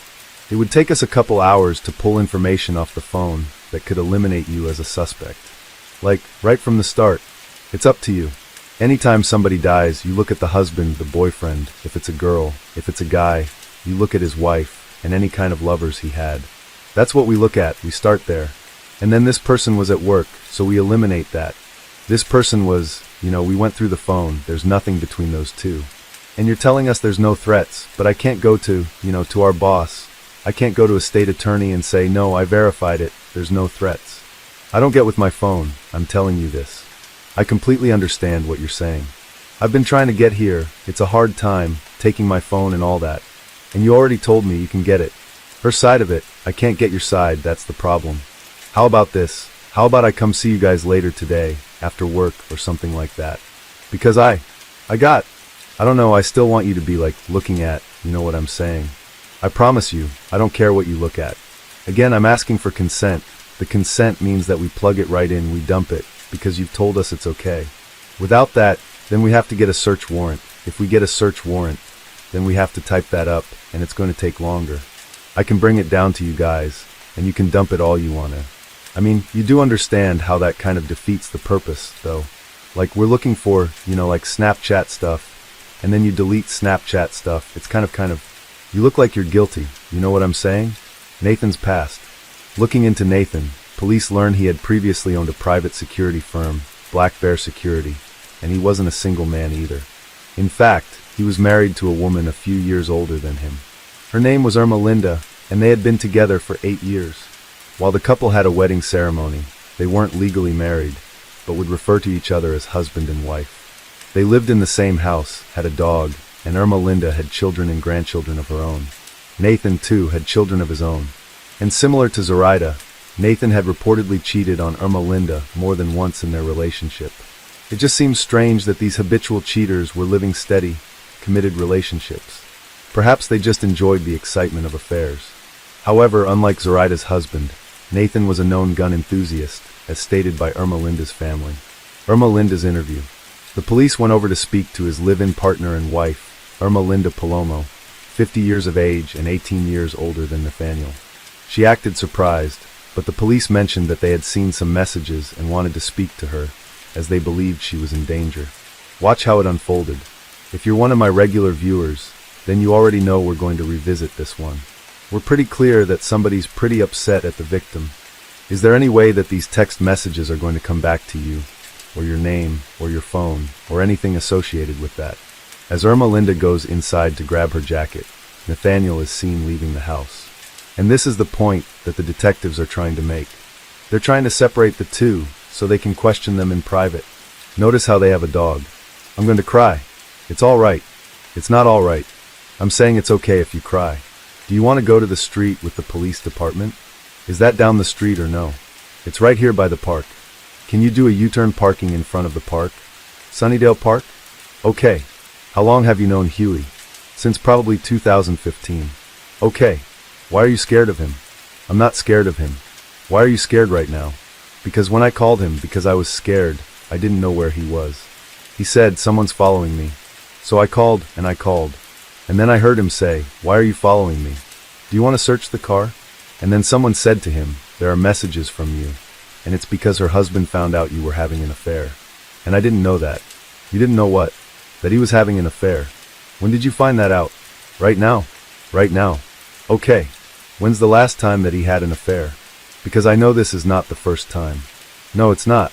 When's the last time you knew he had an affair? When we first started dating. 2015? 2015 to maybe 17. You know what? His son was born, and he said, I'm not having any more affairs. I'm not cheating on you. Okay. Stupidly. Okay, so the last time you knew. So then I had a party at my house. I fell asleep, and apparently he said someone kissed him. And that was so I don't know, maybe it was 2019. And he said, no, she kissed me, and that was it. Come on. We're all drunk. You know him better than we do. So, he said that he is no longer going to do that. Why? I'm upset. Do you know any of the names of the affairs that he's had in the past? Any of the female names? Well, he had recently said, I haven't been with a lot of people. Do you trust him? Obviously, I can't trust him, no, can I? When you find out about him, do you guys get in arguments? Do you talk to the women that he's having affairs with? No, for what? No, I'm too old for that. I'm 50 years old. There's no reason for me to no. Quite honestly, it's not the female's fault. It's his fault. Right. No. You get upset over it. Well, yeah, I'm trying to hold it back right now. But like I said, I thought we went through years. I said to him, "Are you cheating on me?" And he said, "No, you know what? They flirt with me, but I don't fall into that." Does he own guns? No. He has that. He goes to Milwaukee. It's airsoft. He does airsoft stuff? Yeah, he does airsoft. He's in a team. Do you guys have water? This is a sealed bread rink. I'm not taking that from you. How sure are you that he doesn't have a gun? I'm actually very positive. Okay. You've never, ever seen him with a gun? Well, we go to the ranch and we'll shoot. So he has a Ford car? No, he does not. I have a Ford car. Do you own any gun? Yes. Have you ever met Zoraida? No. Have you seen a picture of her? No. That name comes up to you because you saw it. Well, really, that name stuck in my head because that night I thought, are you cheating on me? They're calling him more than once. And it was a long name. I thought it was Bartholomew, actually. So when we asked your husband if he knew this person, Zoraida, he said, I've never heard that name. Why would he be lying to us? I don't know. Should I believe him? I don't know. Please don't tell him I told you. We're not going to tell him anything. I thought that you guys said to him he was having an affair. Somebody said he's having an affair. We have a matter of someone lost their life. So him having an affair is the least of my worries. Suck it up. It's not your problem. I get it. You didn't do it. He did. I understand. Okay. I know. I talk a lot. And I know what you guys are here for something else. And I'm making it about cheating. And it's not. You're trying to find out if he killed the husband? We're trying to find out who was involved. So we're talking to everyone. We're talking to you. We're talking to him. We're talking to other people. Because as you may be aware, people like to the police. Right? What I would like to ask you is, either Friday or Saturday night, did he go out with his friends? No. He didn't work. Friday night, he was with me. Saturday night? No. Okay. This is what happened. When I get a chance to be with him, I'm with him. Okay. So Friday night, we started drinking. And we were at home. And we were drinking and drinking and drinking. We drink a lot. We probably fell asleep. He sleeps in the garage. I sleep in my room. And why does he sleep in the garage? Because he says that he's more comfortable in the garage. Is there a bed in there? No. It's a couch. I know. But that's not why we're here. And I don't mean to be rude. No, you're not being rude at all. So we were drinking. We woke up and we were hungover.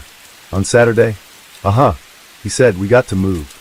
I said, I really want to go to Ross. I want to buy some jeans.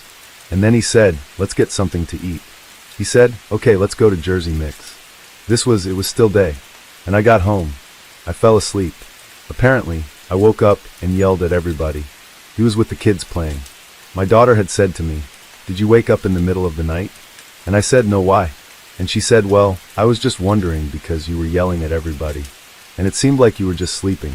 And I think I heard you talking in your sleep. I said, no, I didn't.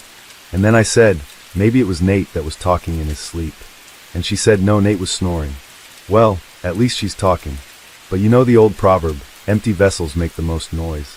Okay, if you were to leave in the middle of the night, one day, would it be safe to say that you probably would have not known? No, I think everybody knows when he leaves. Because when you slam our door, the front door, you don't even have to slam it. You hear it. And the house is, it's fragile. You wouldn't be covering for Nate at all. No, he was here. Even my daughter said he was here. Additional forensics. Through some brilliant detective work, using Ring doorbells along the route, cell towers, and flock camera systems, police were able to track a suspect vehicle around the route from Streamwood, where Nathan and Irma Linda resided, to Romeoville at the suspected time of the family massacre. And what a surprise to find. The vehicle belonged to Nathaniel Huey Jr. with Nathan as their lead suspect. The question arose, what motive would Nathan have to brutally massacre an entire family execution style of the woman he was having an affair with at work? The woman who loved him and called him Romeo to her Juliet. Well, this is where the story starts to get crazy. The next day, on September 19, 2023, Irma Linda's family received a strange text from her at around 4:30 p.m. Take care of my grandbabies. They sensed something was wrong and were unable to contact her. Using a family tracker app, they were able to follow her movements for a while until that night. when her phone and the app were turned off. For her family, the situation was a nightmare. A mother of 5 and grandmother of 5, Irma Linda's sudden departure was out of character. Her family filed a missing persons report and hired a lawyer, fearing she had been abducted by Nathaniel. Their concerns were magnified by Nathaniel's erratic behavior. According to one of Irma Linda's daughters, he was intensely paranoid. He claimed people were constantly watching him, going so far as to tape over the lens of their doorbell camera and even the red light on their television. If anyone removed the tape, he would lash out in anger. Nathaniel also had a troubling past, a criminal history, including a court order barring him from owning firearms. Now, the family feared he had violated that order and abducted Irma Linda. Police, without specifying why at the time, considered both Nathaniel and Irma Linda persons of interest. The hunt was on to find them, as it was believed that they had fled state and were possibly trying to leave the country. September 20th, 2023. The final chapter. By the next day, law enforcement had tracked down the fugitive couple. The breakthrough came when a flock camera flagged Nathaniel and Irma Linda's vehicle near a Walmart in Catoosa, Oklahoma. Surveillance footage showed the pair walking into the store together, side by side. But what stood out was their casual demeanor. They browsed the electronics and makeup aisles as if nothing was wrong, even smiling and laughing at times. It was clear that Irma Linda wasn't being held against her will. I don't know about you guys, but this is not how I think a kidnapping victim is supposed to act. I mean, he walked out of Walmart with those big pearly whites, and she seems pretty happy and even playful with the woman who works there. Just have a look. She's swinging the bag. I'm guessing the beeper went off, and after a few jokes, they leave. Outside, Catoosa officers were already waiting at the parking lot. Officers moved in, but Nathaniel and Irma Linda bolted, leading police on a high-speed chase down an Oklahoma interstate. The pursuit ended in catastrophe when their GMC slammed into the center divider and burst into flames. I'm fired. Get out of the car. What happened next was equally horrifying. What? I'm afraid of murder-suicide. As the vehicle burned, Nathaniel shot Irma Linda in the head. Then, in a desperate act, he turned the gun on himself. His first attempt, under his chin, failed, so he fired again. This time, he ended his life. Oklahoma police, fully aware of Huey's status as an armed and dangerous murder suspect from Illinois, approached the burning vehicle cautiously. I got door. Do not see movement. No movement. Get out. Get out. Get out. Get out now. Come out now. I don't see anything. Got your cover. Nothing. Floorboard. Floorboard. You got that door? Behind you. You got that? Move into your left. Go ahead. Go ahead. God dang. What's that? You got to get him out, or I can't see him. Driver's still in. Passenger got. We got her out. We had to remove her from the vehicle. So we're working on her back there. He did shoot her. She's the missing person, endangered. He's the murder suspect. Yeah. Irma Linda was rushed to the hospital, but succumbed to her injuries the next day. With both Nathaniel and Irma Linda dead, questions about the Romeoville family massacre remained unanswered. The twist. After the fiery crash, the case seemed closed. Nathaniel Huey Jr., a deranged murderer, had died in a desperate escape attempt. But a year-long investigation would uncover a truth far more sinister. Irma Linda Palomo, once thought to be a victim, the grieving grandmother manipulated by Nathaniel, was no victim at all. In fact, police revealed she was the true mastermind behind the massacre. What unraveled was a dark tale of jealousy and manipulation, and a catfishing scheme that spanned 2 years, beginning in December 2021. Using an array of fake accounts and phone numbers generated through mobile apps, Irma Linda constructed a fictional world where Nathaniel was ensnared in a web of lies involving cartel bosses, hitmen, hackers, and a shadowy Bulgarian criminal organization. The manipulation begins. At first, Irma Linda's fake personas were seemingly harmless, intended to keep Nathaniel from cheating on her or pulling away emotionally. Interestingly, these cartel leaders were very interested in Nathan's private life. They forbade him from seeing other women, and even instructed him to be more intimate with Irma Linda. But over time, the lies escalated, feeding into Nathaniel's growing paranoia. Through meticulously crafted messages, Irma Linda convinced Nathaniel that he was constantly being watched by dangerous people, and any misstep could cost him his life. Even her own daughter later admitted, by September 2023, Nathaniel was fully consumed by his delusion. He believed his every move was monitored by the cartel. Then, on September 14, 2023, one of Irmelinda's fake personas sent Nathaniel a chilling text. It claimed there was a mole within the organization, a traitor targeting Nathaniel. The identity of the mole: Zoraida Bartholome.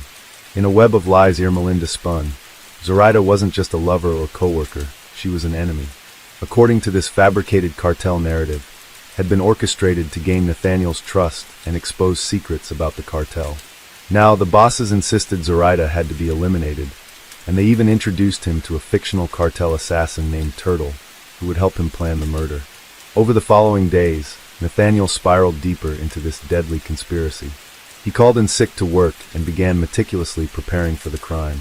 Following step-by-step instructions sent by the fake cartel accounts, they planned everything, such as identifying cameras in the neighborhood, determining the best entry and exit points, learning about the vacant house behind Zoraida's home, and even staging the crime scene to look like a burglary by teenagers. Throughout it all, Irmelinda's fake cartel reassured Nathaniel many murders go unsolved. In the early hours of September 17, 2023, Irmelinda drove Nathaniel to the Bartholomew residence, communicating via walkie-talkies. He stayed nearby while Nathaniel entered the home with a 9mm handgun. What followed was a calculated act of brutality. Nathaniel cut window screens to simulate a break-in, then entered through an unlocked kitchen door. Alberto Bartholomew, likely up early to prepare for his early morning shift, was the first to meet Alberto. He was met with gunfire. Nathaniel shot Alberto multiple times as he tried to retreat to his bedroom, where Zoraida and the children were sleeping. When he approached the bedroom door, Zoraida was doing her best to keep it shut, but Nathaniel shot through the door, striking and killing Zoraida before forcing his way inside to murder her two young sons, Adriel and Diego. Together, the family was shot a total of 20 times.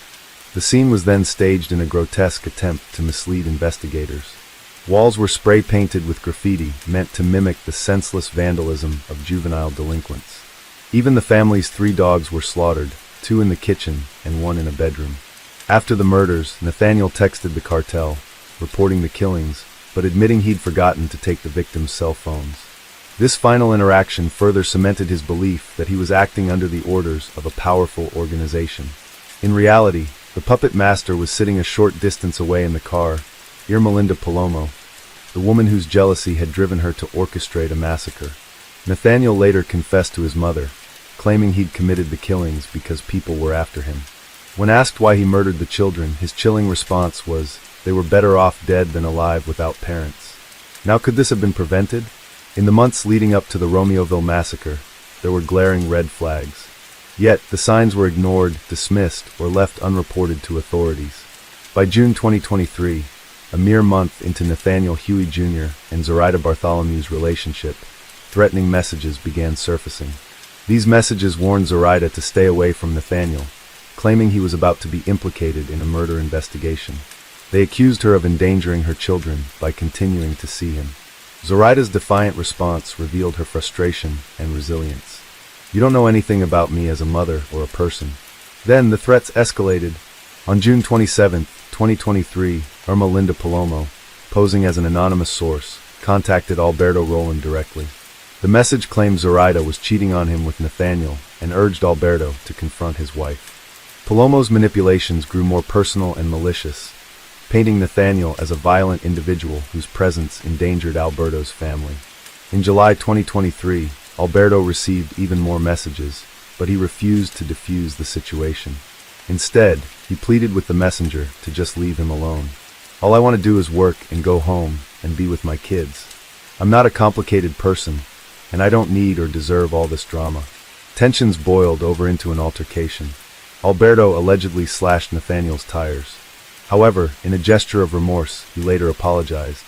He paid for the damages and just urged Nathaniel to stay away from his wife. But Zoraida was not letting go. Her messages became more threatening and explicit as the weeks passed. She sent a dire warning to Alberto. The mother of your children is putting them in danger, and she knows this. Huey has rifles and guns he carries with him. Less than 2 weeks before the murder, Alberto received a haunting text. This will be the last I say of this, Alberto. This stupid girl will be the reason you have no children. Now, despite these threats, there is no record of Zoraida or Alberto reporting them to the police. Zoraida confided in a coworker about the escalating harassment, admitting she was scared for her family's safety. Yet, even this revelation was not relayed to authorities. Now guys, do you remember this part? Well, clearly you did, you lying, cold-hearted, jealous, manipulative killer. And by the way, how stupid is Huey to fall for this? At the end, he cared more about himself than even the lives of kids and an entire family. So much for the macho man image you tried to convey. He's dumber than a rock, and any semblance of sympathy I might have for him got completely washed away by his crimes. At the end, it's somewhat ironic that the killer Irma Linda turned Huey into to protect their relationship was the one who ended up taking her life. This is Victor, and remember, there's a lot of evil in this world. And that's why, sometimes you must be that light in the darkness. Case 5. Enter Emily Shores, a young nursing assistant with an amazing singing voice. She met Joseph Ferlazzo, a tattoo artist. And like many love stories, it all happened very fast. Within weeks of dating, the couple moved into an apartment in Essex Junction, Vermont, in August 2020. Just 2 months later, in October 2020, they were married. At 22 years old, Emily Ferlazzo had a 2-decade age gap with her 41-year-old husband, Joseph. She worked as a licensed nursing assistant, but dreamed of one day becoming a cosmetologist. When they met, Joseph was struggling financially. He had no permanent residence and was couch surfing at the time. But after their marriage, things seemed to take a turn for the better. Drawn to the idea of freedom and cost-saving benefits, the couple embraced van life. They even purchased a Chevrolet Express shuttle bus and transformed it into a camper they named Rosie. It was supposed to be a symbol of a new beginning. But you'll see, Rosie had a very grim significance later. After 1 year of marriage, Emily and Joseph Ferlazzo planned a trip to Vermont to celebrate their anniversary. Emily was thrilled. She really looked forward to meeting Joseph's sister, Nicole, for the first time. Emily's mother recalled Emily being in high spirits as they packed up their belongings and their dog, Remington, before leaving New Hampshire on Friday evening, October 15, 2021. But by Monday, October 18th, Joseph Ferlazzo returned to New Hampshire alone. He didn't drive the camper van. Instead, he arrived on his motorcycle to Emily's parents' house at 6 p.m. Adrian immediately sensed something was off. Joseph appeared visibly shaken, but she assumed it was from the cold after riding his bike. She encouraged him to take a hot shower, though her mind was already racing with questions. Where was Emily? Why had he returned without her or the RV? Before stepping into the bathroom, Joseph handed her Emily's driver's license. The gesture sent alarm bells ringing through her mind. Why was he carrying her license? Why hadn't Emily returned with him? When Joseph emerged, Adrian and her husband, David Bass, were waiting. They pressed him for answers. Joseph explained that he and Emily argued inside the camper van around 1 p.m. on Saturday. According to him, Emily stormed out and began walking along Route 2 near the Bolton Valley Resort access road. He claimed he wanted to give her space and left briefly to visit a nearby store. When he returned, Emily was gone. Joseph said he searched the area but couldn't find her, believing she might need more time to cool off. He assumed she'd find her way back home, perhaps by Uber. But now, 2 days had passed with no word of Emily. She had effectively ghosted him. Listening to his story, Adrian and David were immediately concerned, and they called the police right away, at 7:15 in fact, with Joseph still present. After dinner, Joseph left the Bass household, but not before sharing his phone's location with David. David insisted this was simply a gesture to ensure Joseph made it back safely. Interestingly, when Joseph left, he didn't leave the way he came. Instead of taking his motorcycle, he drove off in his red Jeep Wrangler, another vehicle that was parked at the property. Also, before he left, Adrian and David pressed him about the RV's whereabouts. Joseph gave vague, inconsistent answers. The entire interaction felt strange, as though retrieving the Jeep was his priority, not explaining Emily's disappearance. Keep that detail in mind. It will matter later. Adrian kept in contact with the police. In fact, she had told the investigators that her daughter had been a victim of domestic violence before. She feared Joseph knew far more than he was revealing. Adding to their alarm, Emily's social media had been completely inactive since the trip began.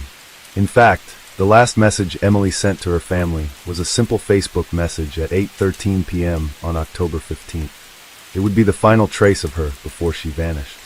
According to the Facebook location data, Emily's last known whereabouts were logged at 10:14 p.m. that same evening. Growing increasingly concerned, Emily's mother also contacted Vermont State Police, providing them with Joseph Ferlazzo's number. And at 7:33 p.m. on October 18th, Trooper Cody called Joseph. "So where did you drop her off? Whereabouts?" "Okay. And that was Saturday afternoon. And about what time was this? Did you drop her off for the day? Where did your van break down? What shop is that?" When Emily jumped out of the van, did she have her cell phone with her? "All right. Well, I will, if Emily tries to find out where she is, or if she's just trying to, ignore it, that's fine. But I'd like to at least figure that out. If you think there's anybody that I should try calling, just let me know." "Okay. All right. Thank you. Thank you." As you heard on the call, Joseph's voice on the line was unnervingly calm, even indifferent for someone whose wife was missing. He told the officer that his van was at an auto shop in Virgins, a detail that raised no immediate alarms at the time, but would come back to bite him later. And that night, the police took swift action. They launched a search to find Emily Ferlazzo. Shortly after midnight, they located the couple's RV, and it wasn't at the auto shop, but in St. Albans, Vermont, parked in a residential area. This detail seemed to align more closely with the information Emily had shared with her mother about where they planned to stay. As officers searched the RV, everything seemed normal, until the search took a horrifying turn. In the bathroom, beneath the standing shower, they found 8 black garbage bags. Inside the bags were dismembered body parts, a bloody red pillow, and 2 spent bullets. And bag number 4 revealed the most gruesome discovery of all, Emily's head. One of the detectives who would testify about this later could be seen struggling to hold back tears and her emotions, as she confirmed they had found Emily's head in this bag. What else was located in bag number 4, if anything? "Sorry, Emily's head." "Okay.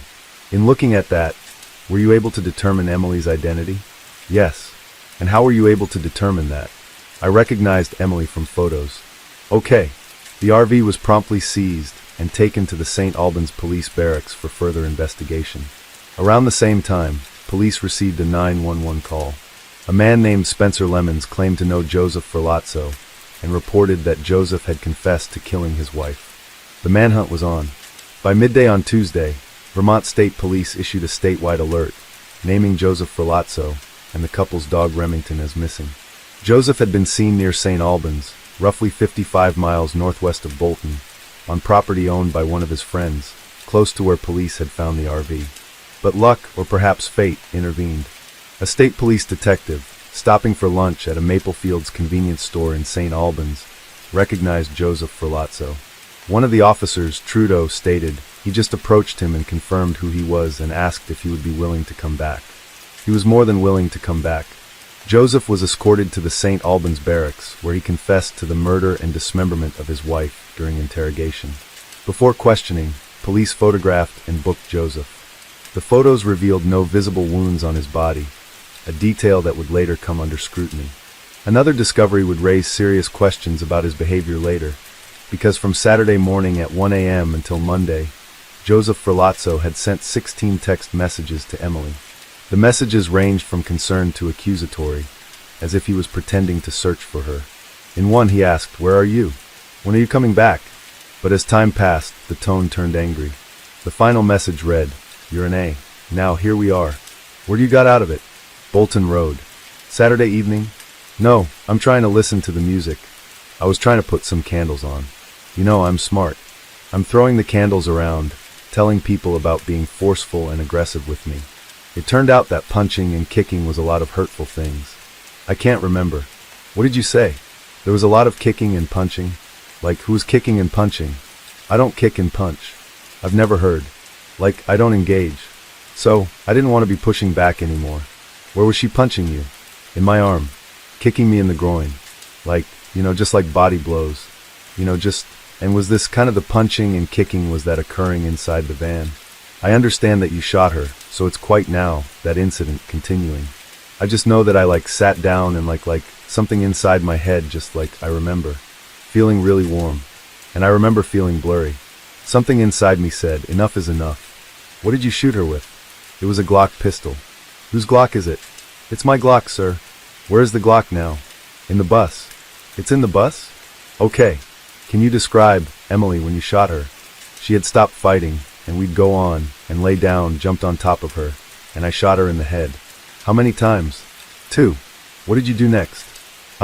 I cleaned up, and there was some blood coming out of her head, so I put a bag over her and walked out of the bathroom. Like a trash bag? Okay. Are those still in the bus? Okay. How did she get from the bed to the bathroom? Carried her. You carried her?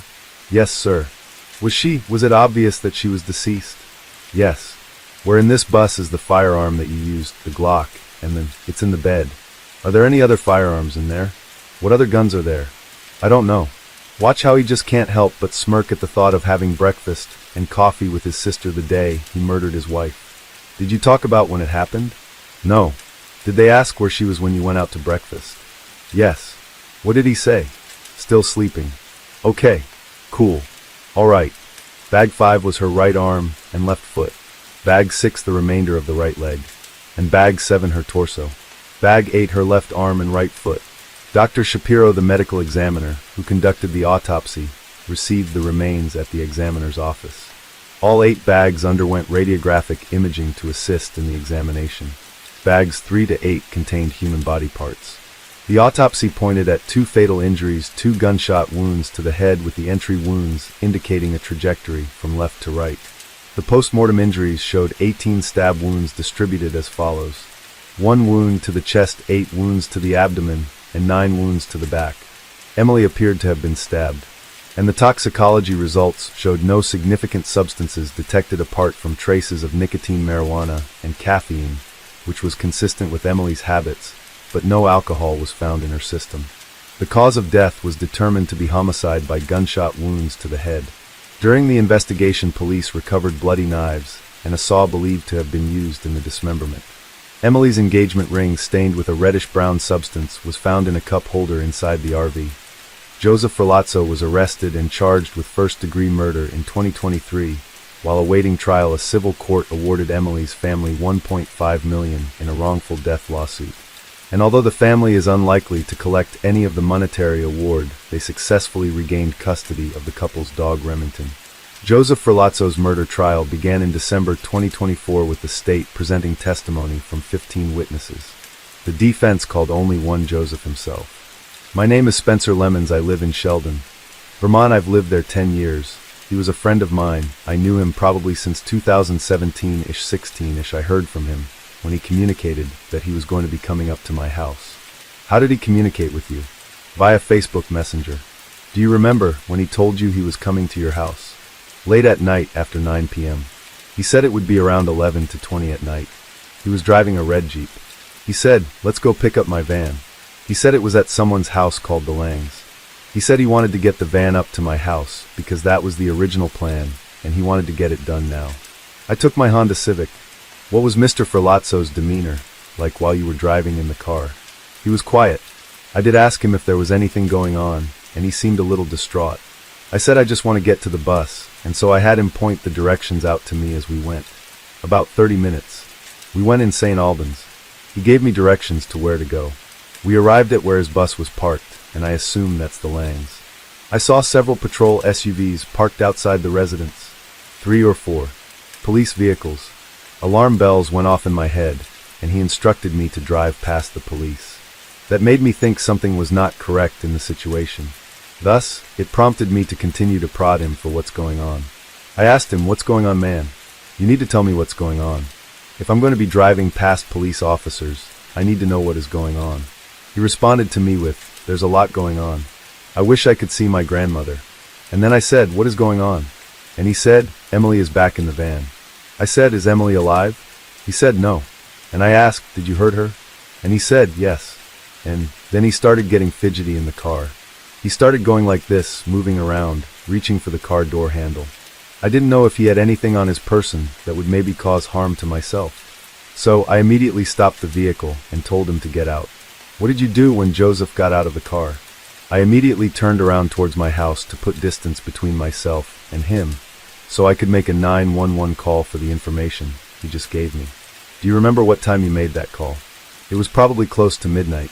Under oath, Joseph alleged that he acted in self-defense. He depicted Emily as an abusive partner, asserting that she frequently resorted to physical violence throughout their relationship. Joseph testified that Emily had physically assaulted him numerous times, citing incidents where she allegedly gave him black eyes and scratches. I left my device open for her to see who I was talking to. Your phone? My phone. Yes. And it led to violence. Explain what you mean by that. Physical abuse started coming into our relationship, where she would go through my phone and then respond by beating on me. Do you remember the first time that may have happened? Yes, I do. Tell me about that, please. Well, I put my phone on the charger, and she invited me to watch a season of whatever show that she was binging, so that we would sort of both be versed in the show, and we could sort of talk about it. So I said, yeah, I'll watch this show, and, we'll talk about it later. So she wandered off and took my phone, gave it an examination, and when she came back from the examination, I was still sitting in a chair in front of the television, and she walked up to me, and she threw my phone, and it hit me in the side of my face, and I turned to look at her, and she just started in with like a flurry of like punches just hitting me in my head. Closed hand. Yeah, closed fist. What side of your head? Both fists? Yeah, she was on my right side. Yeah, both fists. Yeah. What did you do? I was shocked. It was the first time that I've ever seen that side of her, so. And then the punches started coming in, so I just naturally defended myself. I blocked the punches, and I sort of find my way out of the chair, and she wasn't stopping, so I had to physically catch her arms, and I had to hold her arms by her sides until she sort of ran out of steam, just restraining her. Was she saying anything to you while this was happening? Yeah, she was really angry, so, you're a fucking asshole. I don't want to, do I have to swear? Do I have to quote? I want you to say what she said. Yeah, okay. Yeah, she would say, you're a fucking asshole. I can't believe you're still fucking talking to this bitch. You told me you were going to stop talking to her, and it was a friend of mine that I had known for years, and I told her that I would stop being physical with this friend, and that our relationship wasn't going to dissolve because we were friends since 2014, just with respect to the monogamy that Emily had requested, I stopped being physical with her. Was she angry? Yes, she was. Yes, she was very angry. Yes, she was assaulting me. So she was verbally angry, yes. And physically, yes, ma'am. Hitting you? Yes, physically. And did you ever hit her back? No, ma'am. So you took her by the arms, yes. And did she calm down? Yeah. Yes. After a bit of time, she had calmed down, and, I opened up communication to tell her that I wasn't continuing a sexual relationship with Victoria, like I had previously said. It was strictly friendship, only platonic. There was no reason for her to be upset. Her and I were very physical. We were always together. Emily and I there was no issues where I wanted to at that moment, at that time, I didn't want to be with anybody else. Did you ever talk to her at this time, at this instance, about the fact that she had thrown your phone at you and hit you? Did you ever talk about that? Oh, actually, yes. Yes, I said that I did. I said that, it's not okay. I don't hit you, so please don't hit me. I grew up in a household where hitting happened, and I don't want to continue that. And her and I had talked about bringing children into our relationship, so I thought that domestic abuse definitely needed to be, cut out of the equation. What did she say? Well, she had apologized after some time for her harsh reaction. We had gotten together and sort of made up physically, emotionally. We got to a place where it didn't happen again for some time. How long is some time? It was probably a good month, or maybe even a month and a half. Approximately when did this incident happen? I want to say somewhere it was fall of 2020. Could have been September, October. So fall of 2020. Yeah, fall. First time that right. Joseph painted a picture of Emily as a controlling and verbally abusive person. There was more incidents from that point moving forward, maybe late October or early November. If I'm thinking on the calendar. Hard to say exactly, but there was another instance where I recall I was sitting on the bed in our bedroom. I was sending a text message. I think it was an Instagram message, but I was messaging a client. I was interested in more than a professional relationship with.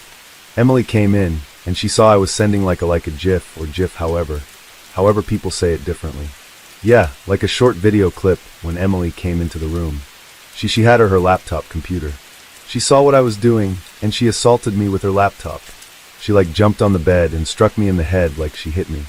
She had the laptop, and she hit me with it. Where? In my head. What part of your head? The back of my head on the right side, I guess. Did she say anything? Yeah, she said things like you're a piece of shit. Did she do anything else physical other than hit you in the back of the head with her laptop? She tried to. I scurried off the side of the bed, And I just sort of like ran around the perimeter of the bed to stay away from her. And I was saying, things like calm down, like let's just talk it out. Like when she hit you in the head with her laptop, did it hurt? Yes, it hurt. Was there any blood? No, there was no bleeding.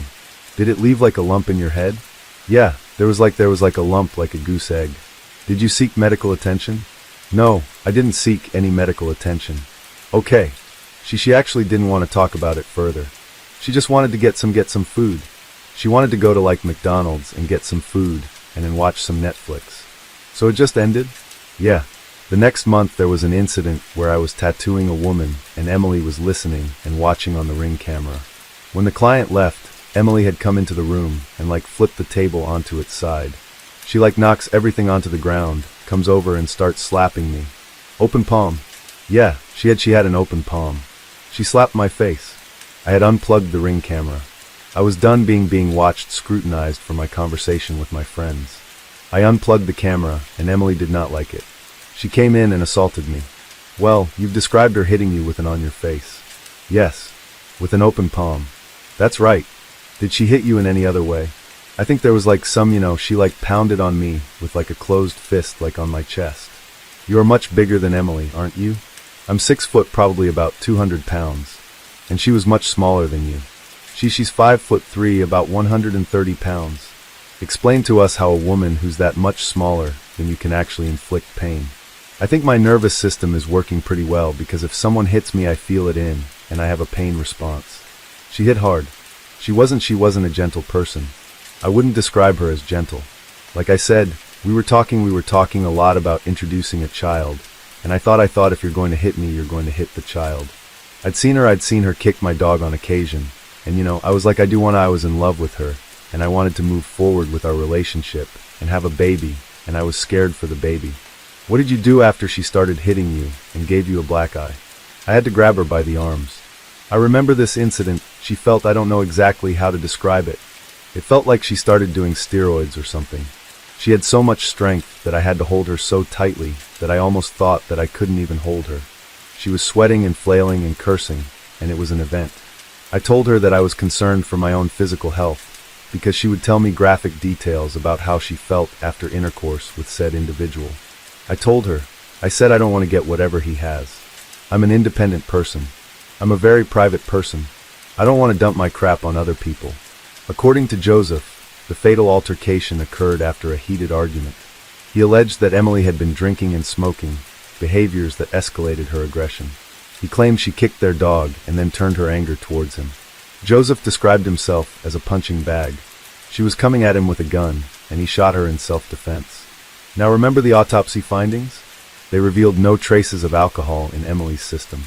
This undermined Joseph's account that she was drinking before they had a fight.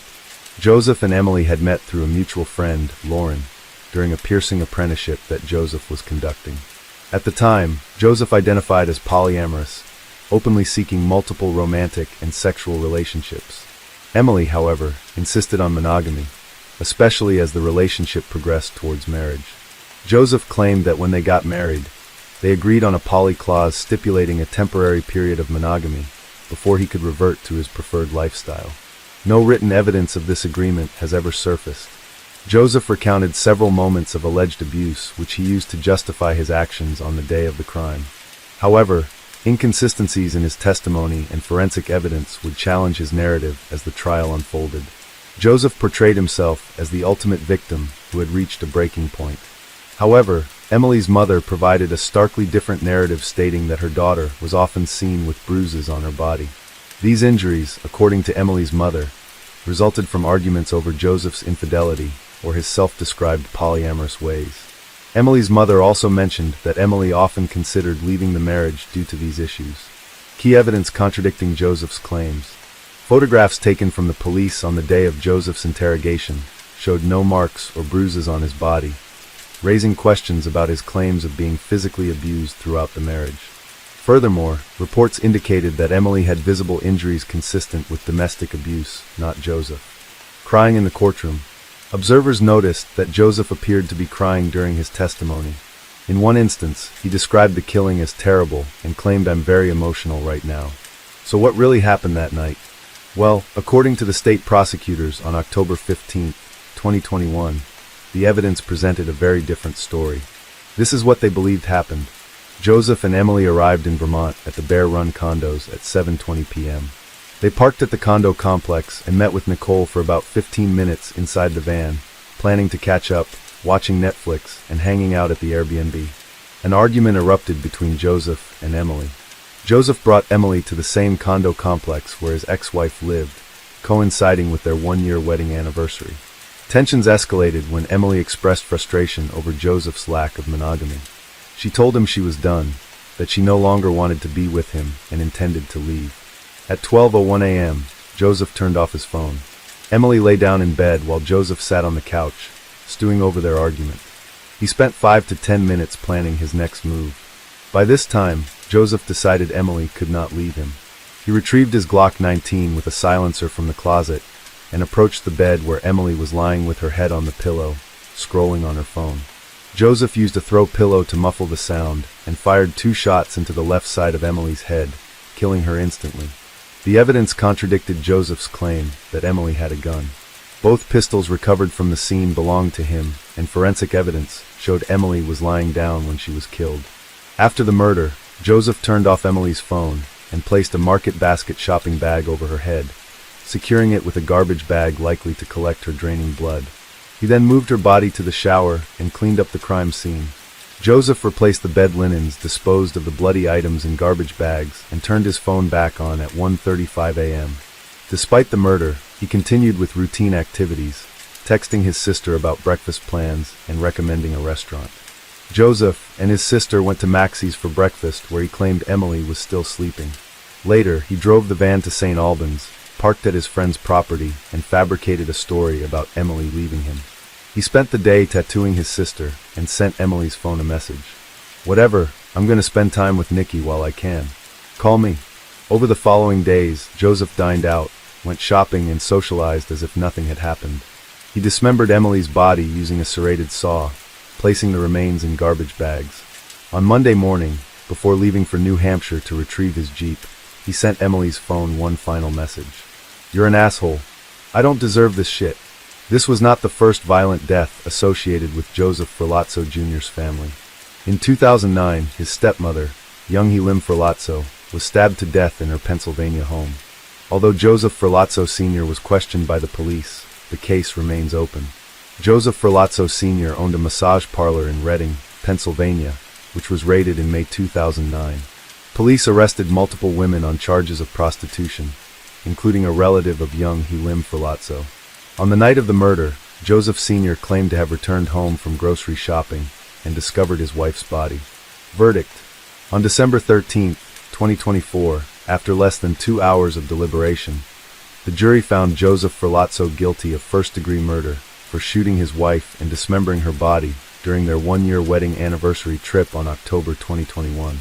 In conclusion, while Joseph Ferlazzo's verdict has been released, his sentence is still pending. Case 6. On the other end of this 911 call is 27-year-old Nicholas Furcus. He's frantically calling in to report an attempted home invasion gone horribly wrong. This wasn't the first call the dispatchers received from the address. Heidi cannot be heard again on the call, and there's no contact with the dispatchers until her husband calls back 65 seconds later. Dispatchers managed to keep the frantic Nick on call with them until 7 minutes later, when police arrived. When police arrived, they noticed the front door was open just an inch, and the scent of gunpowder was thick in the air. As they enter the house, the first thing they see is a shotgun on the floor, and then in the kitchen, they see Nick with a woman lying next to him. One of the officers checks the house for intruders, while the other attends to Nick and Heidi. When paramedics arrived, they immediately provided care. Nick had been shot in the leg and was rushed to the hospital, but unfortunately, Heidi didn't make it. In the hospital, Nick was being treated for a through-and-through gunshot wound to his upper left thigh, and while there was no major bleeding, there was soft tissue damage. At times, he was hysterical, crying loudly. After a few hours of treatment, he was released. Heidi and Nick met at church when she was a freshman in high school, and he was a junior. They got married in 2005 and bought a house in September 2007. He worked for his family business, and Heidi worked as a clerk at a financial services company. Nick Furcus had a very warm and engaging personality, carried himself with confidence, and had high character, high integrity in the church. That was the reputation he built for himself. Both Heidi and Nick were highly regarded in the community. She brought it outside the family, too, and school and church and friendships. She brought a lot of joy everywhere she went. To be interacting with her, you felt heard and seen. Her heart's most behind wanting to convey how exceptional of a person that she was. I'm not kidding. She was amazing. As Nick remains in the hospital, police are already investigating the scene and asking around to figure out who this intruder might be. And that's when they came across the neighbor who lived right next door. I was woken up by the kittens kind of walking around. Some noise caught my attention, so I stuck my head out the window, kind of listened. That's when I ended up hearing what sounded like gunshots. Kind of this agonizing yell of, "You shot her, you shot me. Please, please," no, something along those lines. And then it was done. Less than 4 hours after the horrific events of that morning, Nick is discharged from hospital and brought in for questioning. While Nick didn't give a straight yes or no answer, he did agree to, confirming that the door was closed, but he forgot to bolt it from the inside.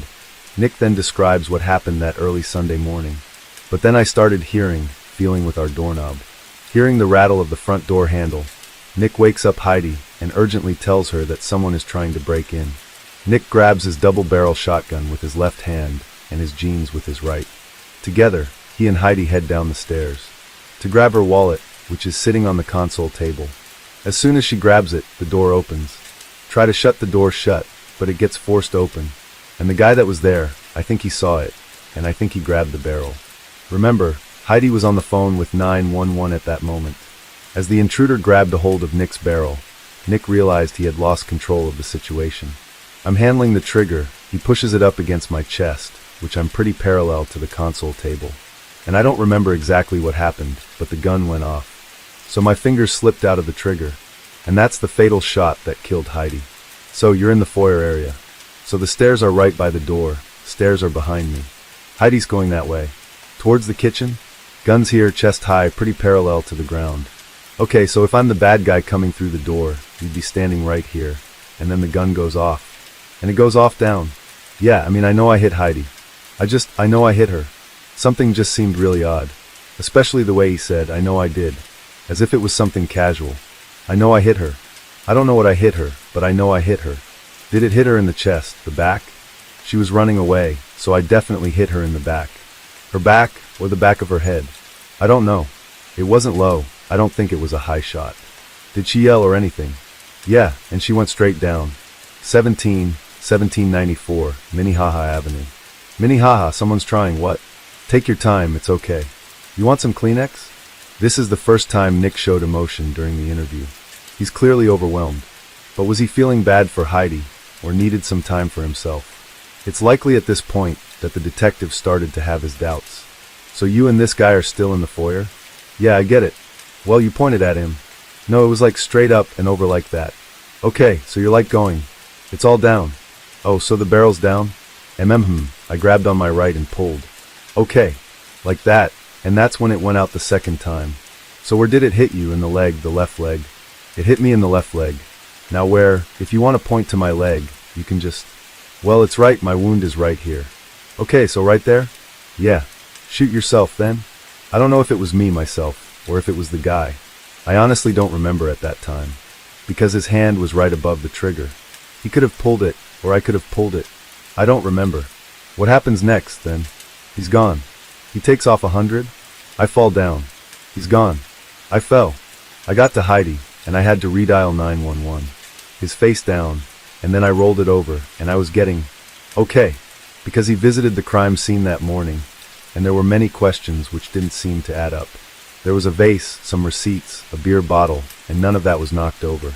There was a pair of jeans laying in the foyer area, and then the shotgun was laying there on the ground as well, right inside the doorway. Regardless, the next step was to get an accurate description of the intruder. What did this guy look like? Was he a white guy, a black guy, an evening guy? I think he was a black guy, with a dark hooded sweatshirt that was drawn up pretty tight. But I did not get a good look, because I was looking for Heidi, and trying to wrestle the gun away. We'll just say this is... Yeah, this is the gun. Where are you grabbing? I'm, here. And if I'm the guy, where's my hand? Up at the top. Where's his other hand then? I think on the door. But he was really big. 6 feet 1 inch, 6 feet 2 inches. So he was that big. He was probably that big, yeah. So how much do you think he weighed? 200 pounds. Now, remember Nick says he couldn't get a good look at this intruder? But despite this, he believes it to be a black man, 6 feet 1 inch, wearing a dark hoodie and weighing 200 pounds. But all this still doesn't explain, why were they running to the garage in the first place? If Nick had a gun, why not stay behind? So what would have prevented you from just sitting at the top of the stairs with the shotgun waiting for them to come upstairs then? Well, the last time the police came about 1.5 years ago, Heidi and we had a conversation about what do we do if something like that happens again. You know, in that case it was the police, but what do we... And that's just the plan that we came up with, is to go to the garage, is to just get in the car and leave. Because we knew we could get out of the house and into the garage quickly. If I was in my house, in my bedroom, and someone was breaking into my place, and she's calling, and I'm the woman, I'm waiting at the top of the stairs and saying, hey, if you come upstairs, I'm justified in killing you if you come breaking into my house. The compassionate person it needs, not all the trigger, that's the hard part about it for me. The irony, of course, is that this compassionate plan led to his wife losing her life and Nick himself getting injured. You know, I'm looking, I didn't see anybody come out of that house. Do you have an alarm system there at the house? I think we only bought the house that had an alarm system, but it hasn't been activated since we owned it.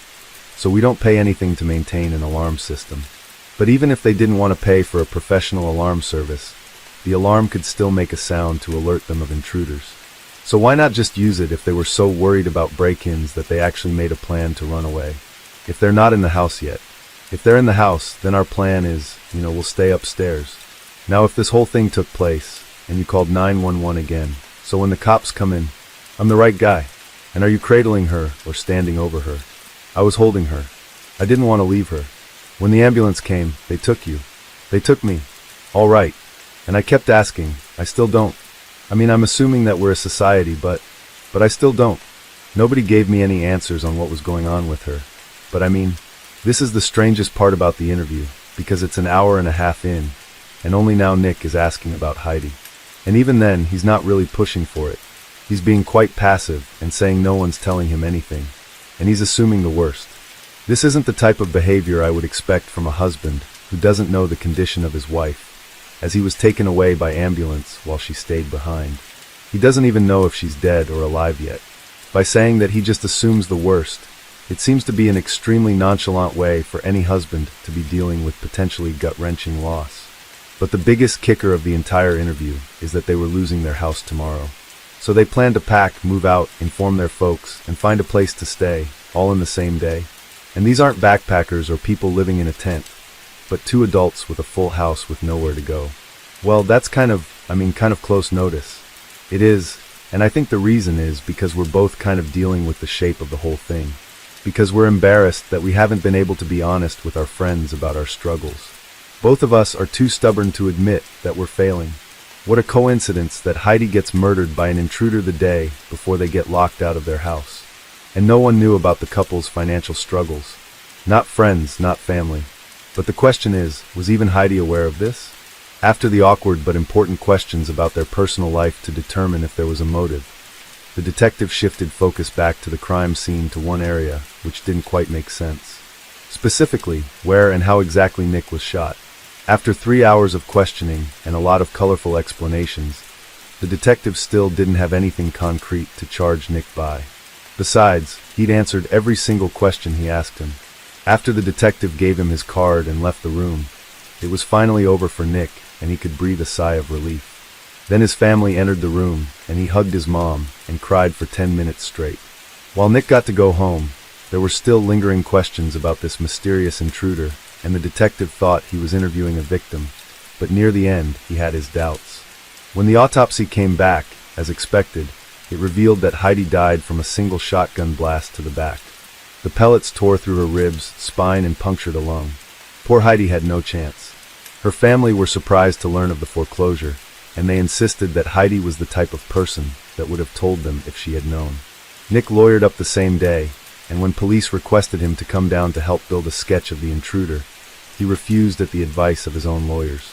But instead, nearly 3 weeks later, they submitted their own sketch from their own hired sketch artist.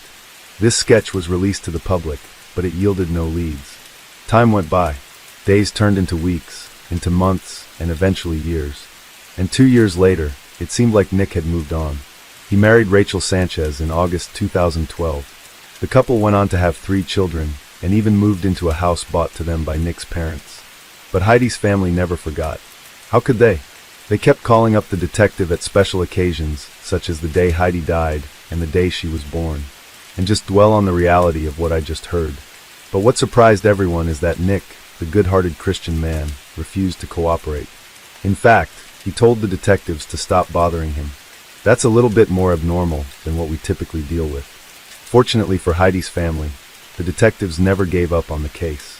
And when it seemingly went cold 5 years later, police got a breakthrough. A tipster called in saying that they recognized the person on the sketch. It was a man, Michael Pye. Bingo. Could this be the elusive intruder they had all been searching for? Could Nick have been telling the truth, but received unwanted suspicion? The resemblance to the sketch was remarkable. This could be their man. But just a tiny snag. Michael Pye was in prison at the time of Heidi's murder. He could not possibly be the one who murdered Heidi. Then how was his resemblance so well captured in the sketch? Well, it turns out Michael Pye had been shown on newspapers before.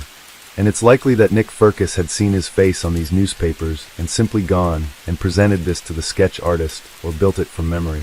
Suddenly, all suspicions came back to Nick. And in 2019, Sergeant Nicole Seeps of the St. Paul's Police Department took a fresh look at the death of Heidi Firkus. The story never made sense to me. He tells investigators that he grabbed a shotgun and then proceeded to have Heidi go down the stairs in front of him. Why he would send the unarmed person down in front of you? In the 5 years, Nick had not once contacted Heidi's family since her death. So Sergeant Nicole Seeps enlisted the help of the FBI to help reconstruct the sound data from Heidi's final call. And from their analysis, there's no evidence of a third person in the house. You can't hear the door open. You can't hear a struggle. You can't hear anything except a shot and Heidi falling down. Turning to forensics, DNA swabs taken from the gun showed no unknown genetic material from anyone else. The only material they could find was Nick's. This was the same at the doorknob, so either the intruder was wearing gloves or wasn't there at all. Furthermore, examining the shot that struck Heidi showed inconsistencies in the account that Nick described. By Nick's account, the gun would have accidentally gone off much closer to the front door and near the table. But Heidi was shot much closer, from the middle of the foyer and at shoulder height. And a struggle at the entrance would have made contact with the table, yet nothing on the table was disturbed or knocked over. It's likely Heidi was kept in the dark about the foreclosure and eviction the next day. Heidi seemed to have no knowledge about the foreclosure and eviction. She hadn't even taken time off the next day, a Monday. Nick was handling all communications about the foreclosure. He likely provided her false assurances and was actively concealing the severity of the financial situation. When the eviction processes began on February 12, 2010, Nicholas attended the hearings himself on March 8. The law firm who handled the foreclosure and eviction only made contact with Nicholas. He's also the only one to sign the documents. Wherever investigators looked, there was no knowledge that Heidi was aware they were being evicted. It's likely that Nick had lied to Heidi and strung her along all this time. He told her that he was handling the creditor calls and financial issues. He told her there was an audit involving fraud on their bank account and their credit scores weren't that bad. But investigators found no such evidence of an audit or fraud, and there seemed to be no indication they were planning to move. In fact, Heidi had made plans that day, including a pedicure in church. She was also scheduled to work the next day, without taking any time off. Heidi's reliance on Nick to handle all financial matters, combined with his proven lies and deceptive assurances, likely prevented her from discovering the truth about their situation. Of course, Sergeant Steeps found it very odd that Heidi was murdered the day before her eviction. And then she learned that Nick Firkus was recently divorced from his second wife. So she decided to reach out to Rachel, and Rachel shared her suspicions. She recalls finding a notice in their home that stated they were delinquent on their property taxes, and that their house was in danger of being foreclosed on. That's when she realized all those rumors about Heidi and Nick might be true. Just started to look around. I started to get bad feelings, like gut feelings that I didn't want to assume anything. Like the little lies, brought me to Heidi every once in a while. But I was like, that's too big. Like, don't go there. And then this letter kind of tipped me over. I'm just like, oh boy, now this is bigger than I thought it was. Rachel decided to confront Nick and record the conversation. Your actions have caused me to just distrust you completely. And the fact that your lying was so easy for you to do in front of me over and over makes me think that I could murder my wife. That you could lie about something. That I could murder my wife. Yes. Search warrant. He's coming, nothing on his hands. Hello? Police. We got a search warrant. Okay. Nick, come on out. Yes. Go put your hands behind your back for me. Okay. Please, I'm sure everything like this is all about me. Do you have a warrant for your arrest, sir? What? Homicide. In May 2021, 11 years after the murder of Heidi, Nick Fergus was arrested and charged with second-degree murder in the death of his wife. A grand jury would later upgrade this charge to first-degree murder. The prosecution argued that the motive for Nick was to hide the severe financial hardship and shame from his own wife. He would rather kill her than for her to know the truth about their impending eviction and the many lies he had told her throughout the years. But Nick's defense attorney, Robert Richmond, denied these claims. There was nothing about murdering the woman, who everyone agreed he loved, that would help his situation, saying that after the murder, Nick was still evicted and his financial status were exposed for the world to see. But the prosecution presented strong evidence, including the fact that only Nick's DNA was found in the gun used in the shooting. You don't always leave DNA, and especially when your hands are covered. Nick presumably shot Heidi, which we could hear in the call, and then he shot himself in the leg and called 911. That all happened within 65 seconds. I believe that Heidi came down the stairs alone on her cell phone. You can hear her on the 911 call. She's breathing heavy. She's moving. You can tell. And that Nick is most likely here in the living room. There's a wall actually here with a doorway, and that as she passes him, he steps out behind her and shoots her. There were also 2 prior misdials before Nick reached 911. The question is, was it Heidi reaching out for justice one final time? Or were they purposely made by Nick in a frantic state? And could there have been an intruder? The evidence presented was largely circumstantial, but witnesses testified there were no signs of break-in, contradicting Nick's story of an intruder. The defense argued that the lack of DNA was because the intruder wore gloves, and with only a few seconds in the house, there wasn't much time to spread this DNA. The struggle was as you come into the door to the right of there, as is shown by the spread of the bullets into the door. Look, for cops came bursting through that door into the house because of the emergency, and the stuff was still there. But this explanation was not convincing for the jury, because on February 10th, after only 4 hours of deliberation, the jury found Nicholas Fergus guilty of murder without a shadow of a doubt. Sentence you must give. I do maintain, and will maintain to my dying breath, my innocence of this crime. He was sentenced to life in prison without the possibility of parole. But do you think Nick is an innocent man or guilty as charged? Let me know in the comments. Case 7. It's 1972, and police are frustrated as a killer is murdering female college students and completely evading their detection. Meanwhile, one man, who would normally stand out in a crowd of thousands, is flying under the radar, completely undetected. At 6 feet 9 inches and 285 pounds, Ed Kemper is impossible to miss. But he's been befriending off-duty police officers at a bar near the courthouse, getting as much inside information on the case as he can. With his near-genius level IQ, he is gaming the entire trade. They'd buy me a beer, I'd buy them a beer. Casual relationships, but I was poking around a little bit trying to find some things out. I knew they wouldn't be privy to hot information, but there were some things that were bothering me, like were there any speculations on how they were dying? How did you get the knowledge to outsmart the police? Watching television, believe it or not, Joseph Wambaugh, Police Story, got some tremendous insights into not just the gimmicks, the actual things, the tidbits that you would pick up from their procedures, but the mechanics behind that, the logic behind it, was I would not allow myself to walk into even a potential trap of behavior. And one of those was talking about those crimes too much to people, initiating conversations about that. There was a memorial service for 2 of the victims. Yes. Were you tempted to go? Yes. But I'd seen one too many episodes of one too many crime shows, where that is one of the available resources for clues. With an IQ at a near-genius level, serial killer Ed Kemper was able to outsmart police and, tragically, his victims at every single turn. His unassuming personality, would be so enchanting that even a call into police to confess his murders would lead to them sending him away in disbelief. Santa Cruz, California was traditionally a quiet beach town complete with surfers and retirees, at least until 1965, the year the University of Santa Cruz was built.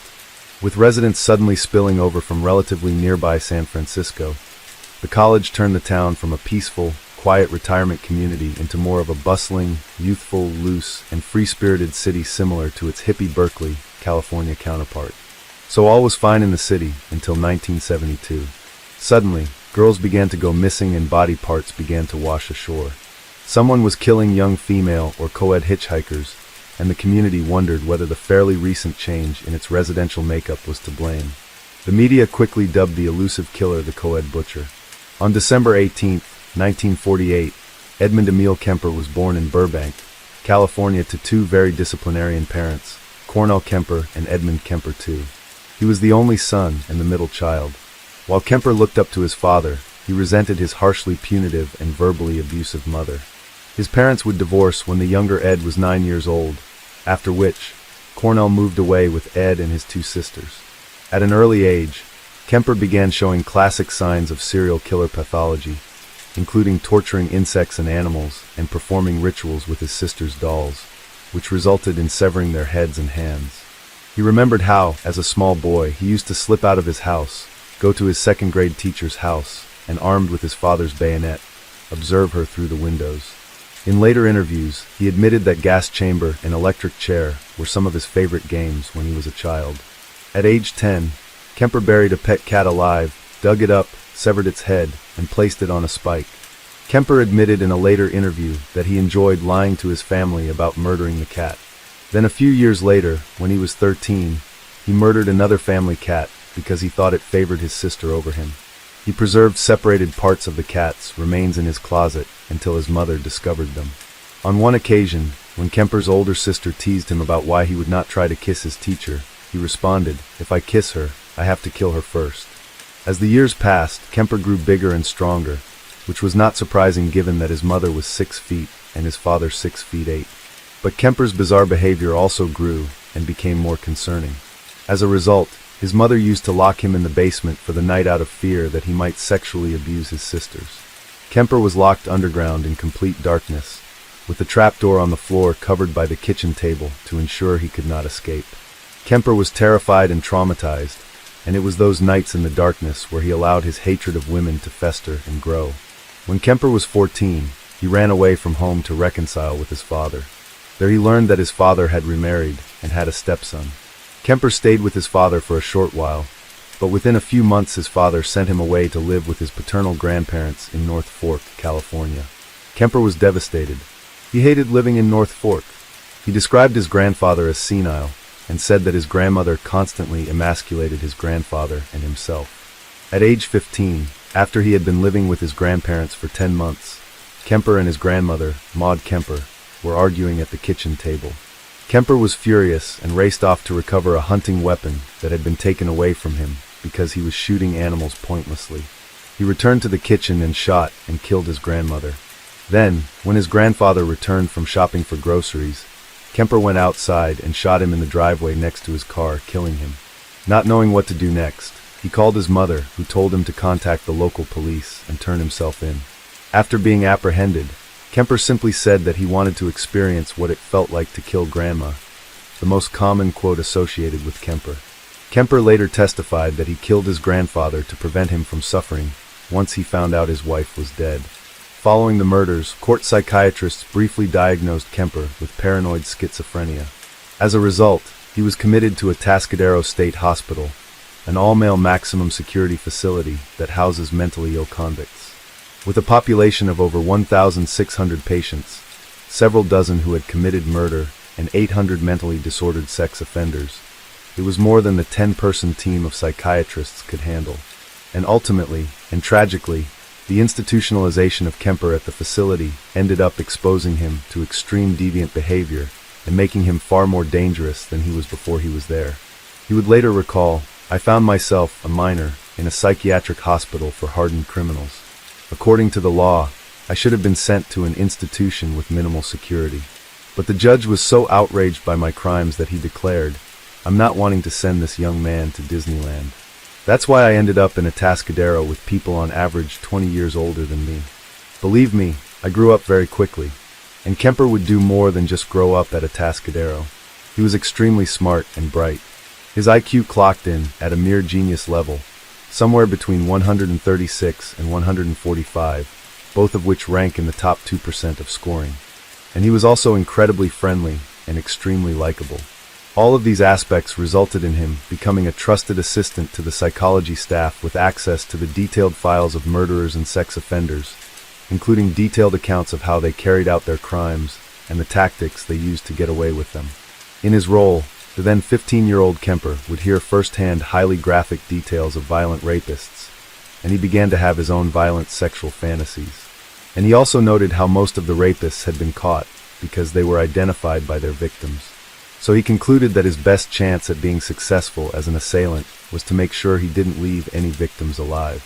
Also, since he had access to psychological tests, he knew exactly what psychologists were looking for when they diagnosed patients.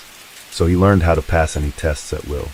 He had actually memorized the exact responses to 28 separate assessments.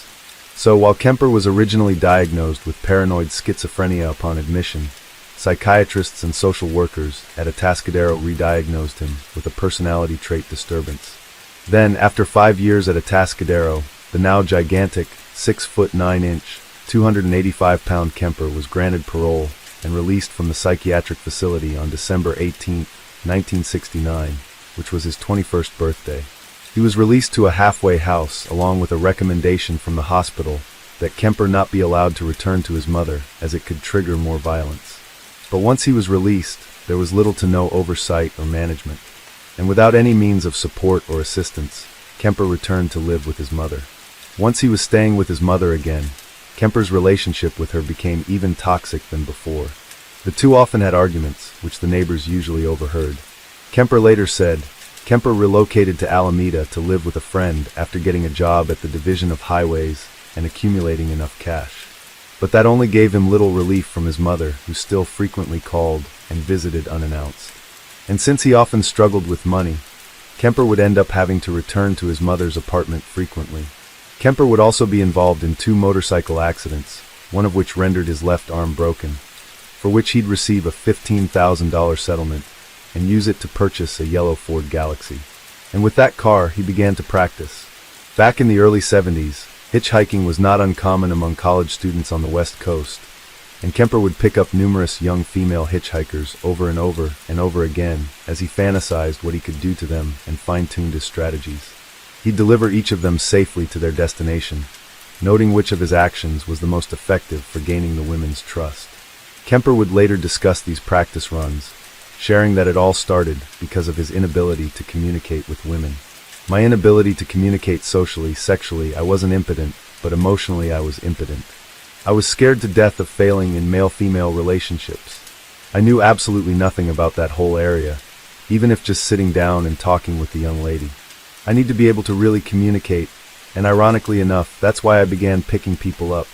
He performed these practice runs for more than a year, fine-tuning his strategy, until May 1972.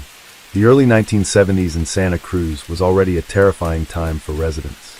John Lindley Frazier, a Charles Manson-like murderer who killed a Santa Cruz family of 5, had just recently been convicted and sentenced. And another serial killer, Herbert Mullen, was about to begin terrorizing the city just months after Kemper would begin his killings.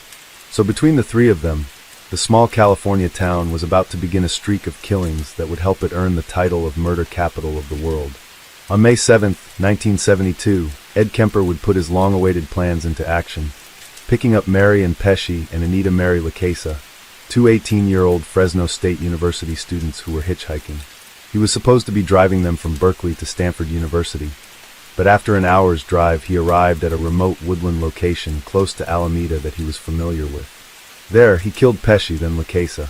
Kemper then put both women's bodies in his Ford Galaxy's trunk and began driving back to his apartment. And he was nearly caught when he was stopped on his way by a police officer for having a broken taillight. Kemper remained calm and polite and was just issued a warning, but he would later confess that the stop excited him. And had the police officer decided to check Kemper's trunk, Kemper said he would have instantly killed him. Pesci's skull would later be discovered on Loma Prieta Mountain in August of that year. Despite a thorough search, no more of Pesci's remains nor any signs of Lucchesa were ever found. Kemper would later comment on how his first murder was bumbling and how he should have been caught. I thought I was pretty slick, and when I tripped all over myself that first 2 murders, the first 24 hours, there were 3 clear times I should have been busted and I wasn't. Because 3 different individuals or 3 different groups of people got scared and minded their own business and looked the other way. Kemper's next victim was Aiko Ku, a 15-year-old dance student who was hitchhiking to a dance class after she missed her bus. Kemper would pick her up and strangle her. The day after Kemper murdered Ku, he was due before a panel of psychiatrists for follow-up parole requirement. Kemper told them what he knew they wanted to hear, and the 2 doctors on the panel concluded that there was no reason to consider Kemper a threat to anyone. They congratulated each other on having rehabilitated a killer child, and both of them recommended that Kemper's juvenile record be expunged to give him a better shot at becoming a better citizen. The judge disagreed with sealing Kemper's record, but didn't have any grounds to fight it. Kemper delighted in both the secret charade, as well as his ability to pull off such a feat, just 1 day after murdering Ku. He drove away with a clean bill of health and a criminal record wiped clean. Kemper would lay low for a while, reveling in and fantasizing about his past murders. He continued picking up hitchhikers, releasing them, and learning. But as the fighting with his mother continued and escalated, their strong urge to kill returned. And on January 7, 1973, Kemper, now living with his mother again, picked up 18-year-old student Cindy Shaw while driving around the Cabrillo College campus. He would shoot and kill her. By this point, police had connected the co-ed killings to each other. As a result, they increased the bus schedule and strongly warned the students against hitchhiking. Also, students had been warned to only accept rides from cars with university stickers. But since Kemper's mother worked at the college, he was able to get such a sticker himself. Then, 1 month later, February 5th, Kemper had another argument with his mother, after which he stormed out of his house in search of possible victims. On campus, he came across students Allison Liu, 20 years old, and Rosalind Thorpe, 23. Once they entered his car, he shot and killed them both. Kemper had no preference for how he murdered his victims, whether it be strangling, shooting, stabbing, or smothering. His only consistency was the treatment of their corpses, where his MO included necrophilia, rape, and other horrific violations. Kemper would later confess that performing such acts with his victims' corpses allowed him the ultimate control of his victims, and that he relished having the corpses all to himself. He would freely discuss during later interviews what may have started his need to dismember bodies, as well as what was going through his mind after he would do so. A couple of months after the murder of Allison Liu, a records clerk at the police department was inspecting the bill of sale for a particular firearm. She noticed that the purchaser's criminal record, which was officially expunged, could be faintly seen through the blackout marks. She could make out that the person was previously involved in a murder in another county, north of Santa Cruz. The man attempting to buy the firearm was Ed Kemper. By this time, Kemper was well known and well liked by local police, as he would regularly hang out with the off-duty officers after work at a local bar called the Jury Room. Like he'd done with so many psychiatrists, prison staff, and other professionals before them, Kemper came off to the officers as personable, likable, and seemingly as harmless as they come. Big Ed, as they referred to him, would spend hours discussing guns, ammunition, and other topics of interest with the officers. Although Kemper was friendly with police, none of the officers were interested in being the one who would have to confiscate the gun from the towering Big Ed. The most junior of the detectives of the sheriff's department, Michael Alufai, would end up being tasked with confiscating the gun from Kemper, who was not at all considered a suspect in the disappearances at the time. Alufai and his partner drove to Kemper's home on a quiet suburban street just before Kemper was arriving home. They informed him that they needed to retrieve his gun to make sure he was authorized to have it, and without incident, Kemper opened his trunk and allowed the officers to retrieve the gun, bundled in a towel. Alufai noticed that the trunk, oddly, had absolutely nothing in it. No liner, just a bare trunk. But he didn't think much of it. They returned to the station, turned the gun in, and thought nothing further of it, having taken the lives of his grandparents and 6 young women without suspicion. Kemper was about to embark on the he dreamed of since he was 8 years old. It was springtime. It was April. For 2 months, I hadn't killed. I said, it's not going to happen to any more girls. It's got to stay between me and my mother. And it's got to. I can't get away from her. We're still fighting. She's still belittling me. She's still like a puppet on a string, and I entertain her. She knows all my buttons, and I dance like a puppet with that pain. And it had even gotten physical. So here I pick up these 2 young ladies in Berkeley on Ashby Avenue, petite little dolls. I want to see how together I am, if I can resist this temptation. The girls ask Kemper if he's going in their direction, and they get in my car. They want to go one way. I know they need to go the other. If they go the way they're insisting on, we're headed right back out to where the first 2 co-eds were murdered. And I'm saying to myself, oh my God, all I got to do is relax, and they'll take me to their death. I've got the gun in the car, the same one I've been doing it with. I insisted. As gently as I could, I took them where they needed to go to their college. The girls got out of the car and thanked Kemper. That was 1 week before I murdered my mother. I said, she's got to die, and I've got to die, or girls like that are going to die. And that's when I decided I'm going to murder my mother. On April 20th, 1973, after returning from a party, Kemper's mother, now 52, awakened her son when she arrived home. And she went out to a party. She got soused. She came home, went to sleep. I was woken up by that. Came out. I walked up to her bed. She's laying there reading a paperback, as many thousands of nights before. And she said, oh, I suppose you're going to want to sit up all night and talk now. Shit. I looked at her. I said no. I said good night. And I knew I was going to kill her, you know. And I was so cold and so hard.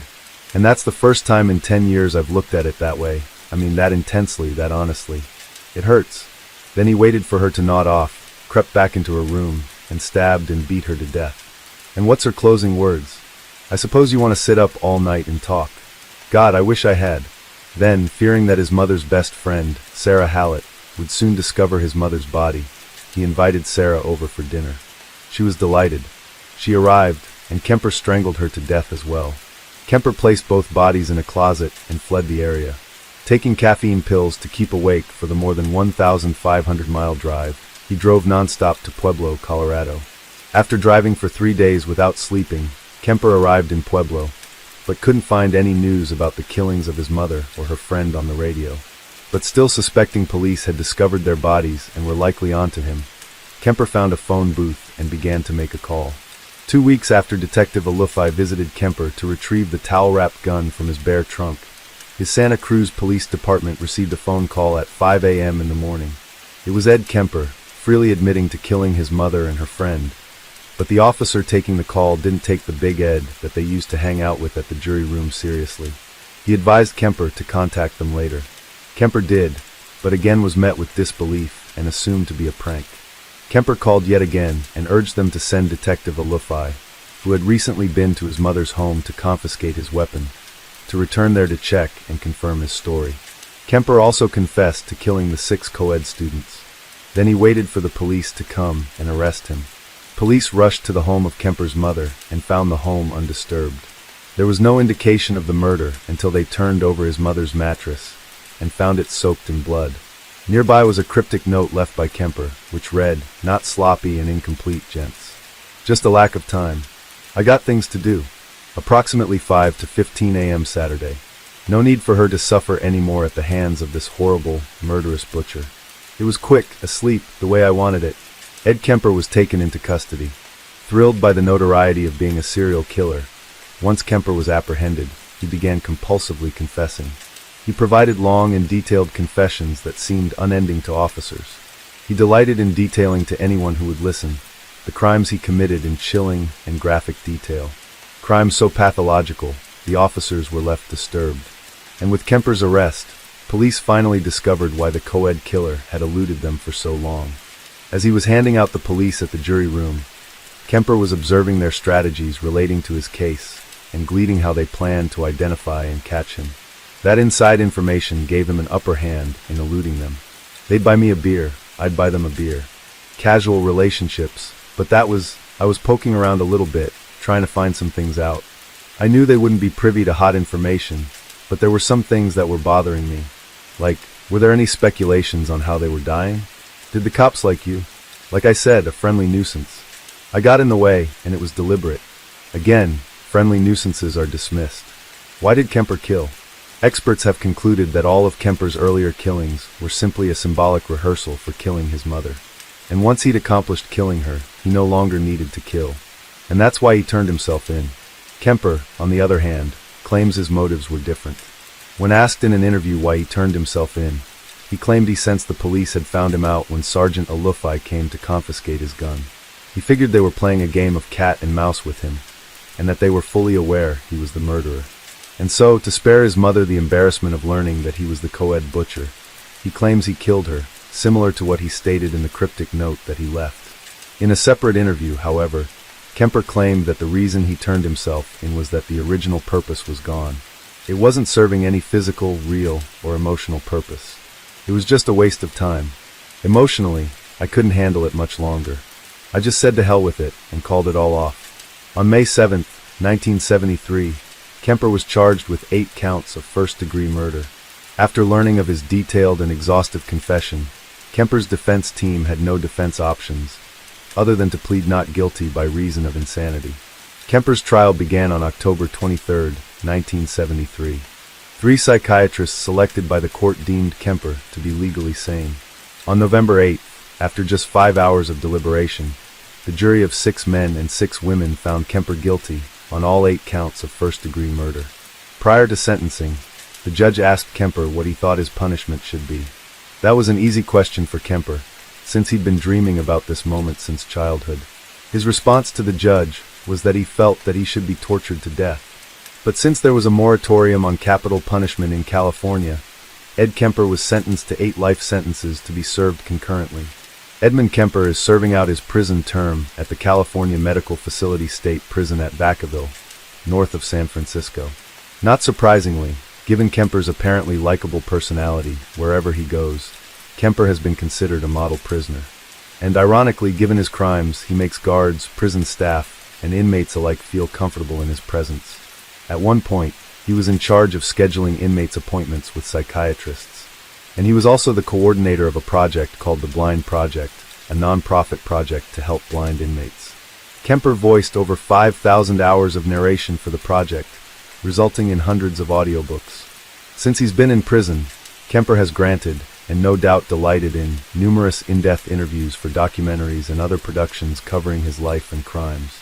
He has also been the subject of multiple books, movies, television miniseries, and even songs. He was the inspiration for the character of Buffalo Bill in the 1988 novel Silence of the Lambs, and a number of others. And several songs have even been released that feature quotes or excerpts from his vast library of interviews. Kemper has also worked extensively with the FBI. In the 1970s, the FBI began a project where they would visit serial killers in prison to help them understand and identify them. Kemper was one of those killers. As a result of interviews during that era, FBI agents were able to identify some common serial killer characteristics and backgrounds that we had not known until that point, including that they typically tortured animals as children. In one interview with Kemper, reporter Robert Ressler recalled a terrifying encounter that occurred during his 3rd interview with Kemper at Vacaville Prison. Ressler had already had 2 previous visits with Kemper, where he was accompanied by at least one other person. But on this 3rd visit, Ressler felt that he had established a rapport with Kemper, so he decided to interview him alone. They spoke in a tiny locked cell near death row for 4 hours. Then, once they concluded their talk, Ressler pressed a very audible buzzer to summon a guard to come let him out. But no one came, so Ressler continued to talk. After a few minutes passed, Ressler pressed the buzzer again. No response. A full 15 minutes later, when there was still no appearance from the guard, Ressler pressed the buzzer again. Still no response. Ressler tried to remain as calm-looking and unconcerned about the lack of response as he possibly could. But Kemper quickly picked up on his reaction and commented, "Relax, they're changing the shift, feeding the guys in the secure area." Kemper then smiled and stood up, revealing his enormous size to Ressler. Then he added, "Might be 15, 20 minutes before they come and get you." Ressler panicked, but tried not to show it. Kemper continued, "If I went in here, you'd be in a lot of trouble, wouldn't you? I could screw your head off and place it on the table to breathe the guard." Realizing that Kemper was completely correct, Ressler tried to fill what seemed like an eternity with talking and bluffing. He told Kemper that he'd be in deep trouble if he messed with him. Kemper responded, "What could they do?" Cut off my TV privileges? Ressler threatened long-term solitary confinement, but Kemper shrugged the threat off and reasoned that whatever period of solitary he would get would pale in comparison to the prestige he gained in prison from killing an FBI agent. Ressler was now in full-on panic mode, but he tried to remain composed. He reflected on how dumb he'd been to decide to interview Kemper alone, suddenly realizing that he'd fallen victim to Stockholm Syndrome, where victims begin to identify with their captors, then trust them as a result. Despite having been the chief instructor for hostage scenarios, Ressler found that he had fallen victim to the very condition that he taught others to look out for. His mind raced to determine his next move. He decided to continue the #1 strategy for hostage scenarios, talk, so he said to Kemper, "Surely you don't think I'd come in here without some method of defending myself, do you?" Kemper replied, "Don't shit me, Ressler. They wouldn't let you up here with any weapons on you." He was right, of course. Ressler verbally sparred back and forth with Kemper to both buy time and allow himself to regain his composure. And then finally a guard arrived. From then on, it became the FBI policy to never allow an agent to interview a convicted killer, rapist, or child molester alone. In 2015, 42 years into his sentence, Kemper suffered a stroke. This brought his volunteer efforts with the Blind Project to an end, and resulted in him being declared mentally disabled. In 2019, he was said to be, at least partially confined to a wheelchair, doesn't bathe, and has essentially given up on life. He's generally in very poor health, suffering from diabetes, heart problems, and other ailments. Kemper was first eligible for parole in 1979. His parole would be denied that year, as well as in subsequent hearings every year until 1982. Between 1985 and 2017, Kemper would come up for more parole hearings, 4 of which he waived his right to, and the remaining 5 of which resulted in his parole being denied. At his 1988 hearing, once he was denied, Kemper stated, "Society is not ready in any shape or form for me. I can't fault them for that." And at his 2007 denial, the prosecutor stated, "We don't care how much of a model prisoner he is because of the enormity of his crimes." Kemper's next eligible parole date will be in 2024, at which time he'll be 76 years old. Aside from the heinousness of this case, one finding that sticks with us the most is a statement by Kemper that seems to be common among serial killers and general criminals alike, similar to Joseph Fritzl, who recommended checking the basements of other fathers. And that is that for every one of them that's caught, there are many, many of them that are not. Well, I'm not an expert. I'm not an authority. I'm someone who has been a murderer for almost 20 years. Can you say how many people might be doing crimes like you were doing? It would be a guess, but it's not. It's far more than 35. It isn't that impossible in this society. It happens. Are there more people? They didn't give up. She didn't give up. I did. I came in out of the cold. And what I'm saying is there are some people who prefer it in the cold. In the end, the question that many have is the classic one of nature versus nurture. Was Ed Kemper born to kill, or did his upbringing, environment, and experiences groom him to kill? The ongoing debate amongst scientists, criminologists, and psychologists is which one plays the larger role than making them a serial killer, genetics, or environment.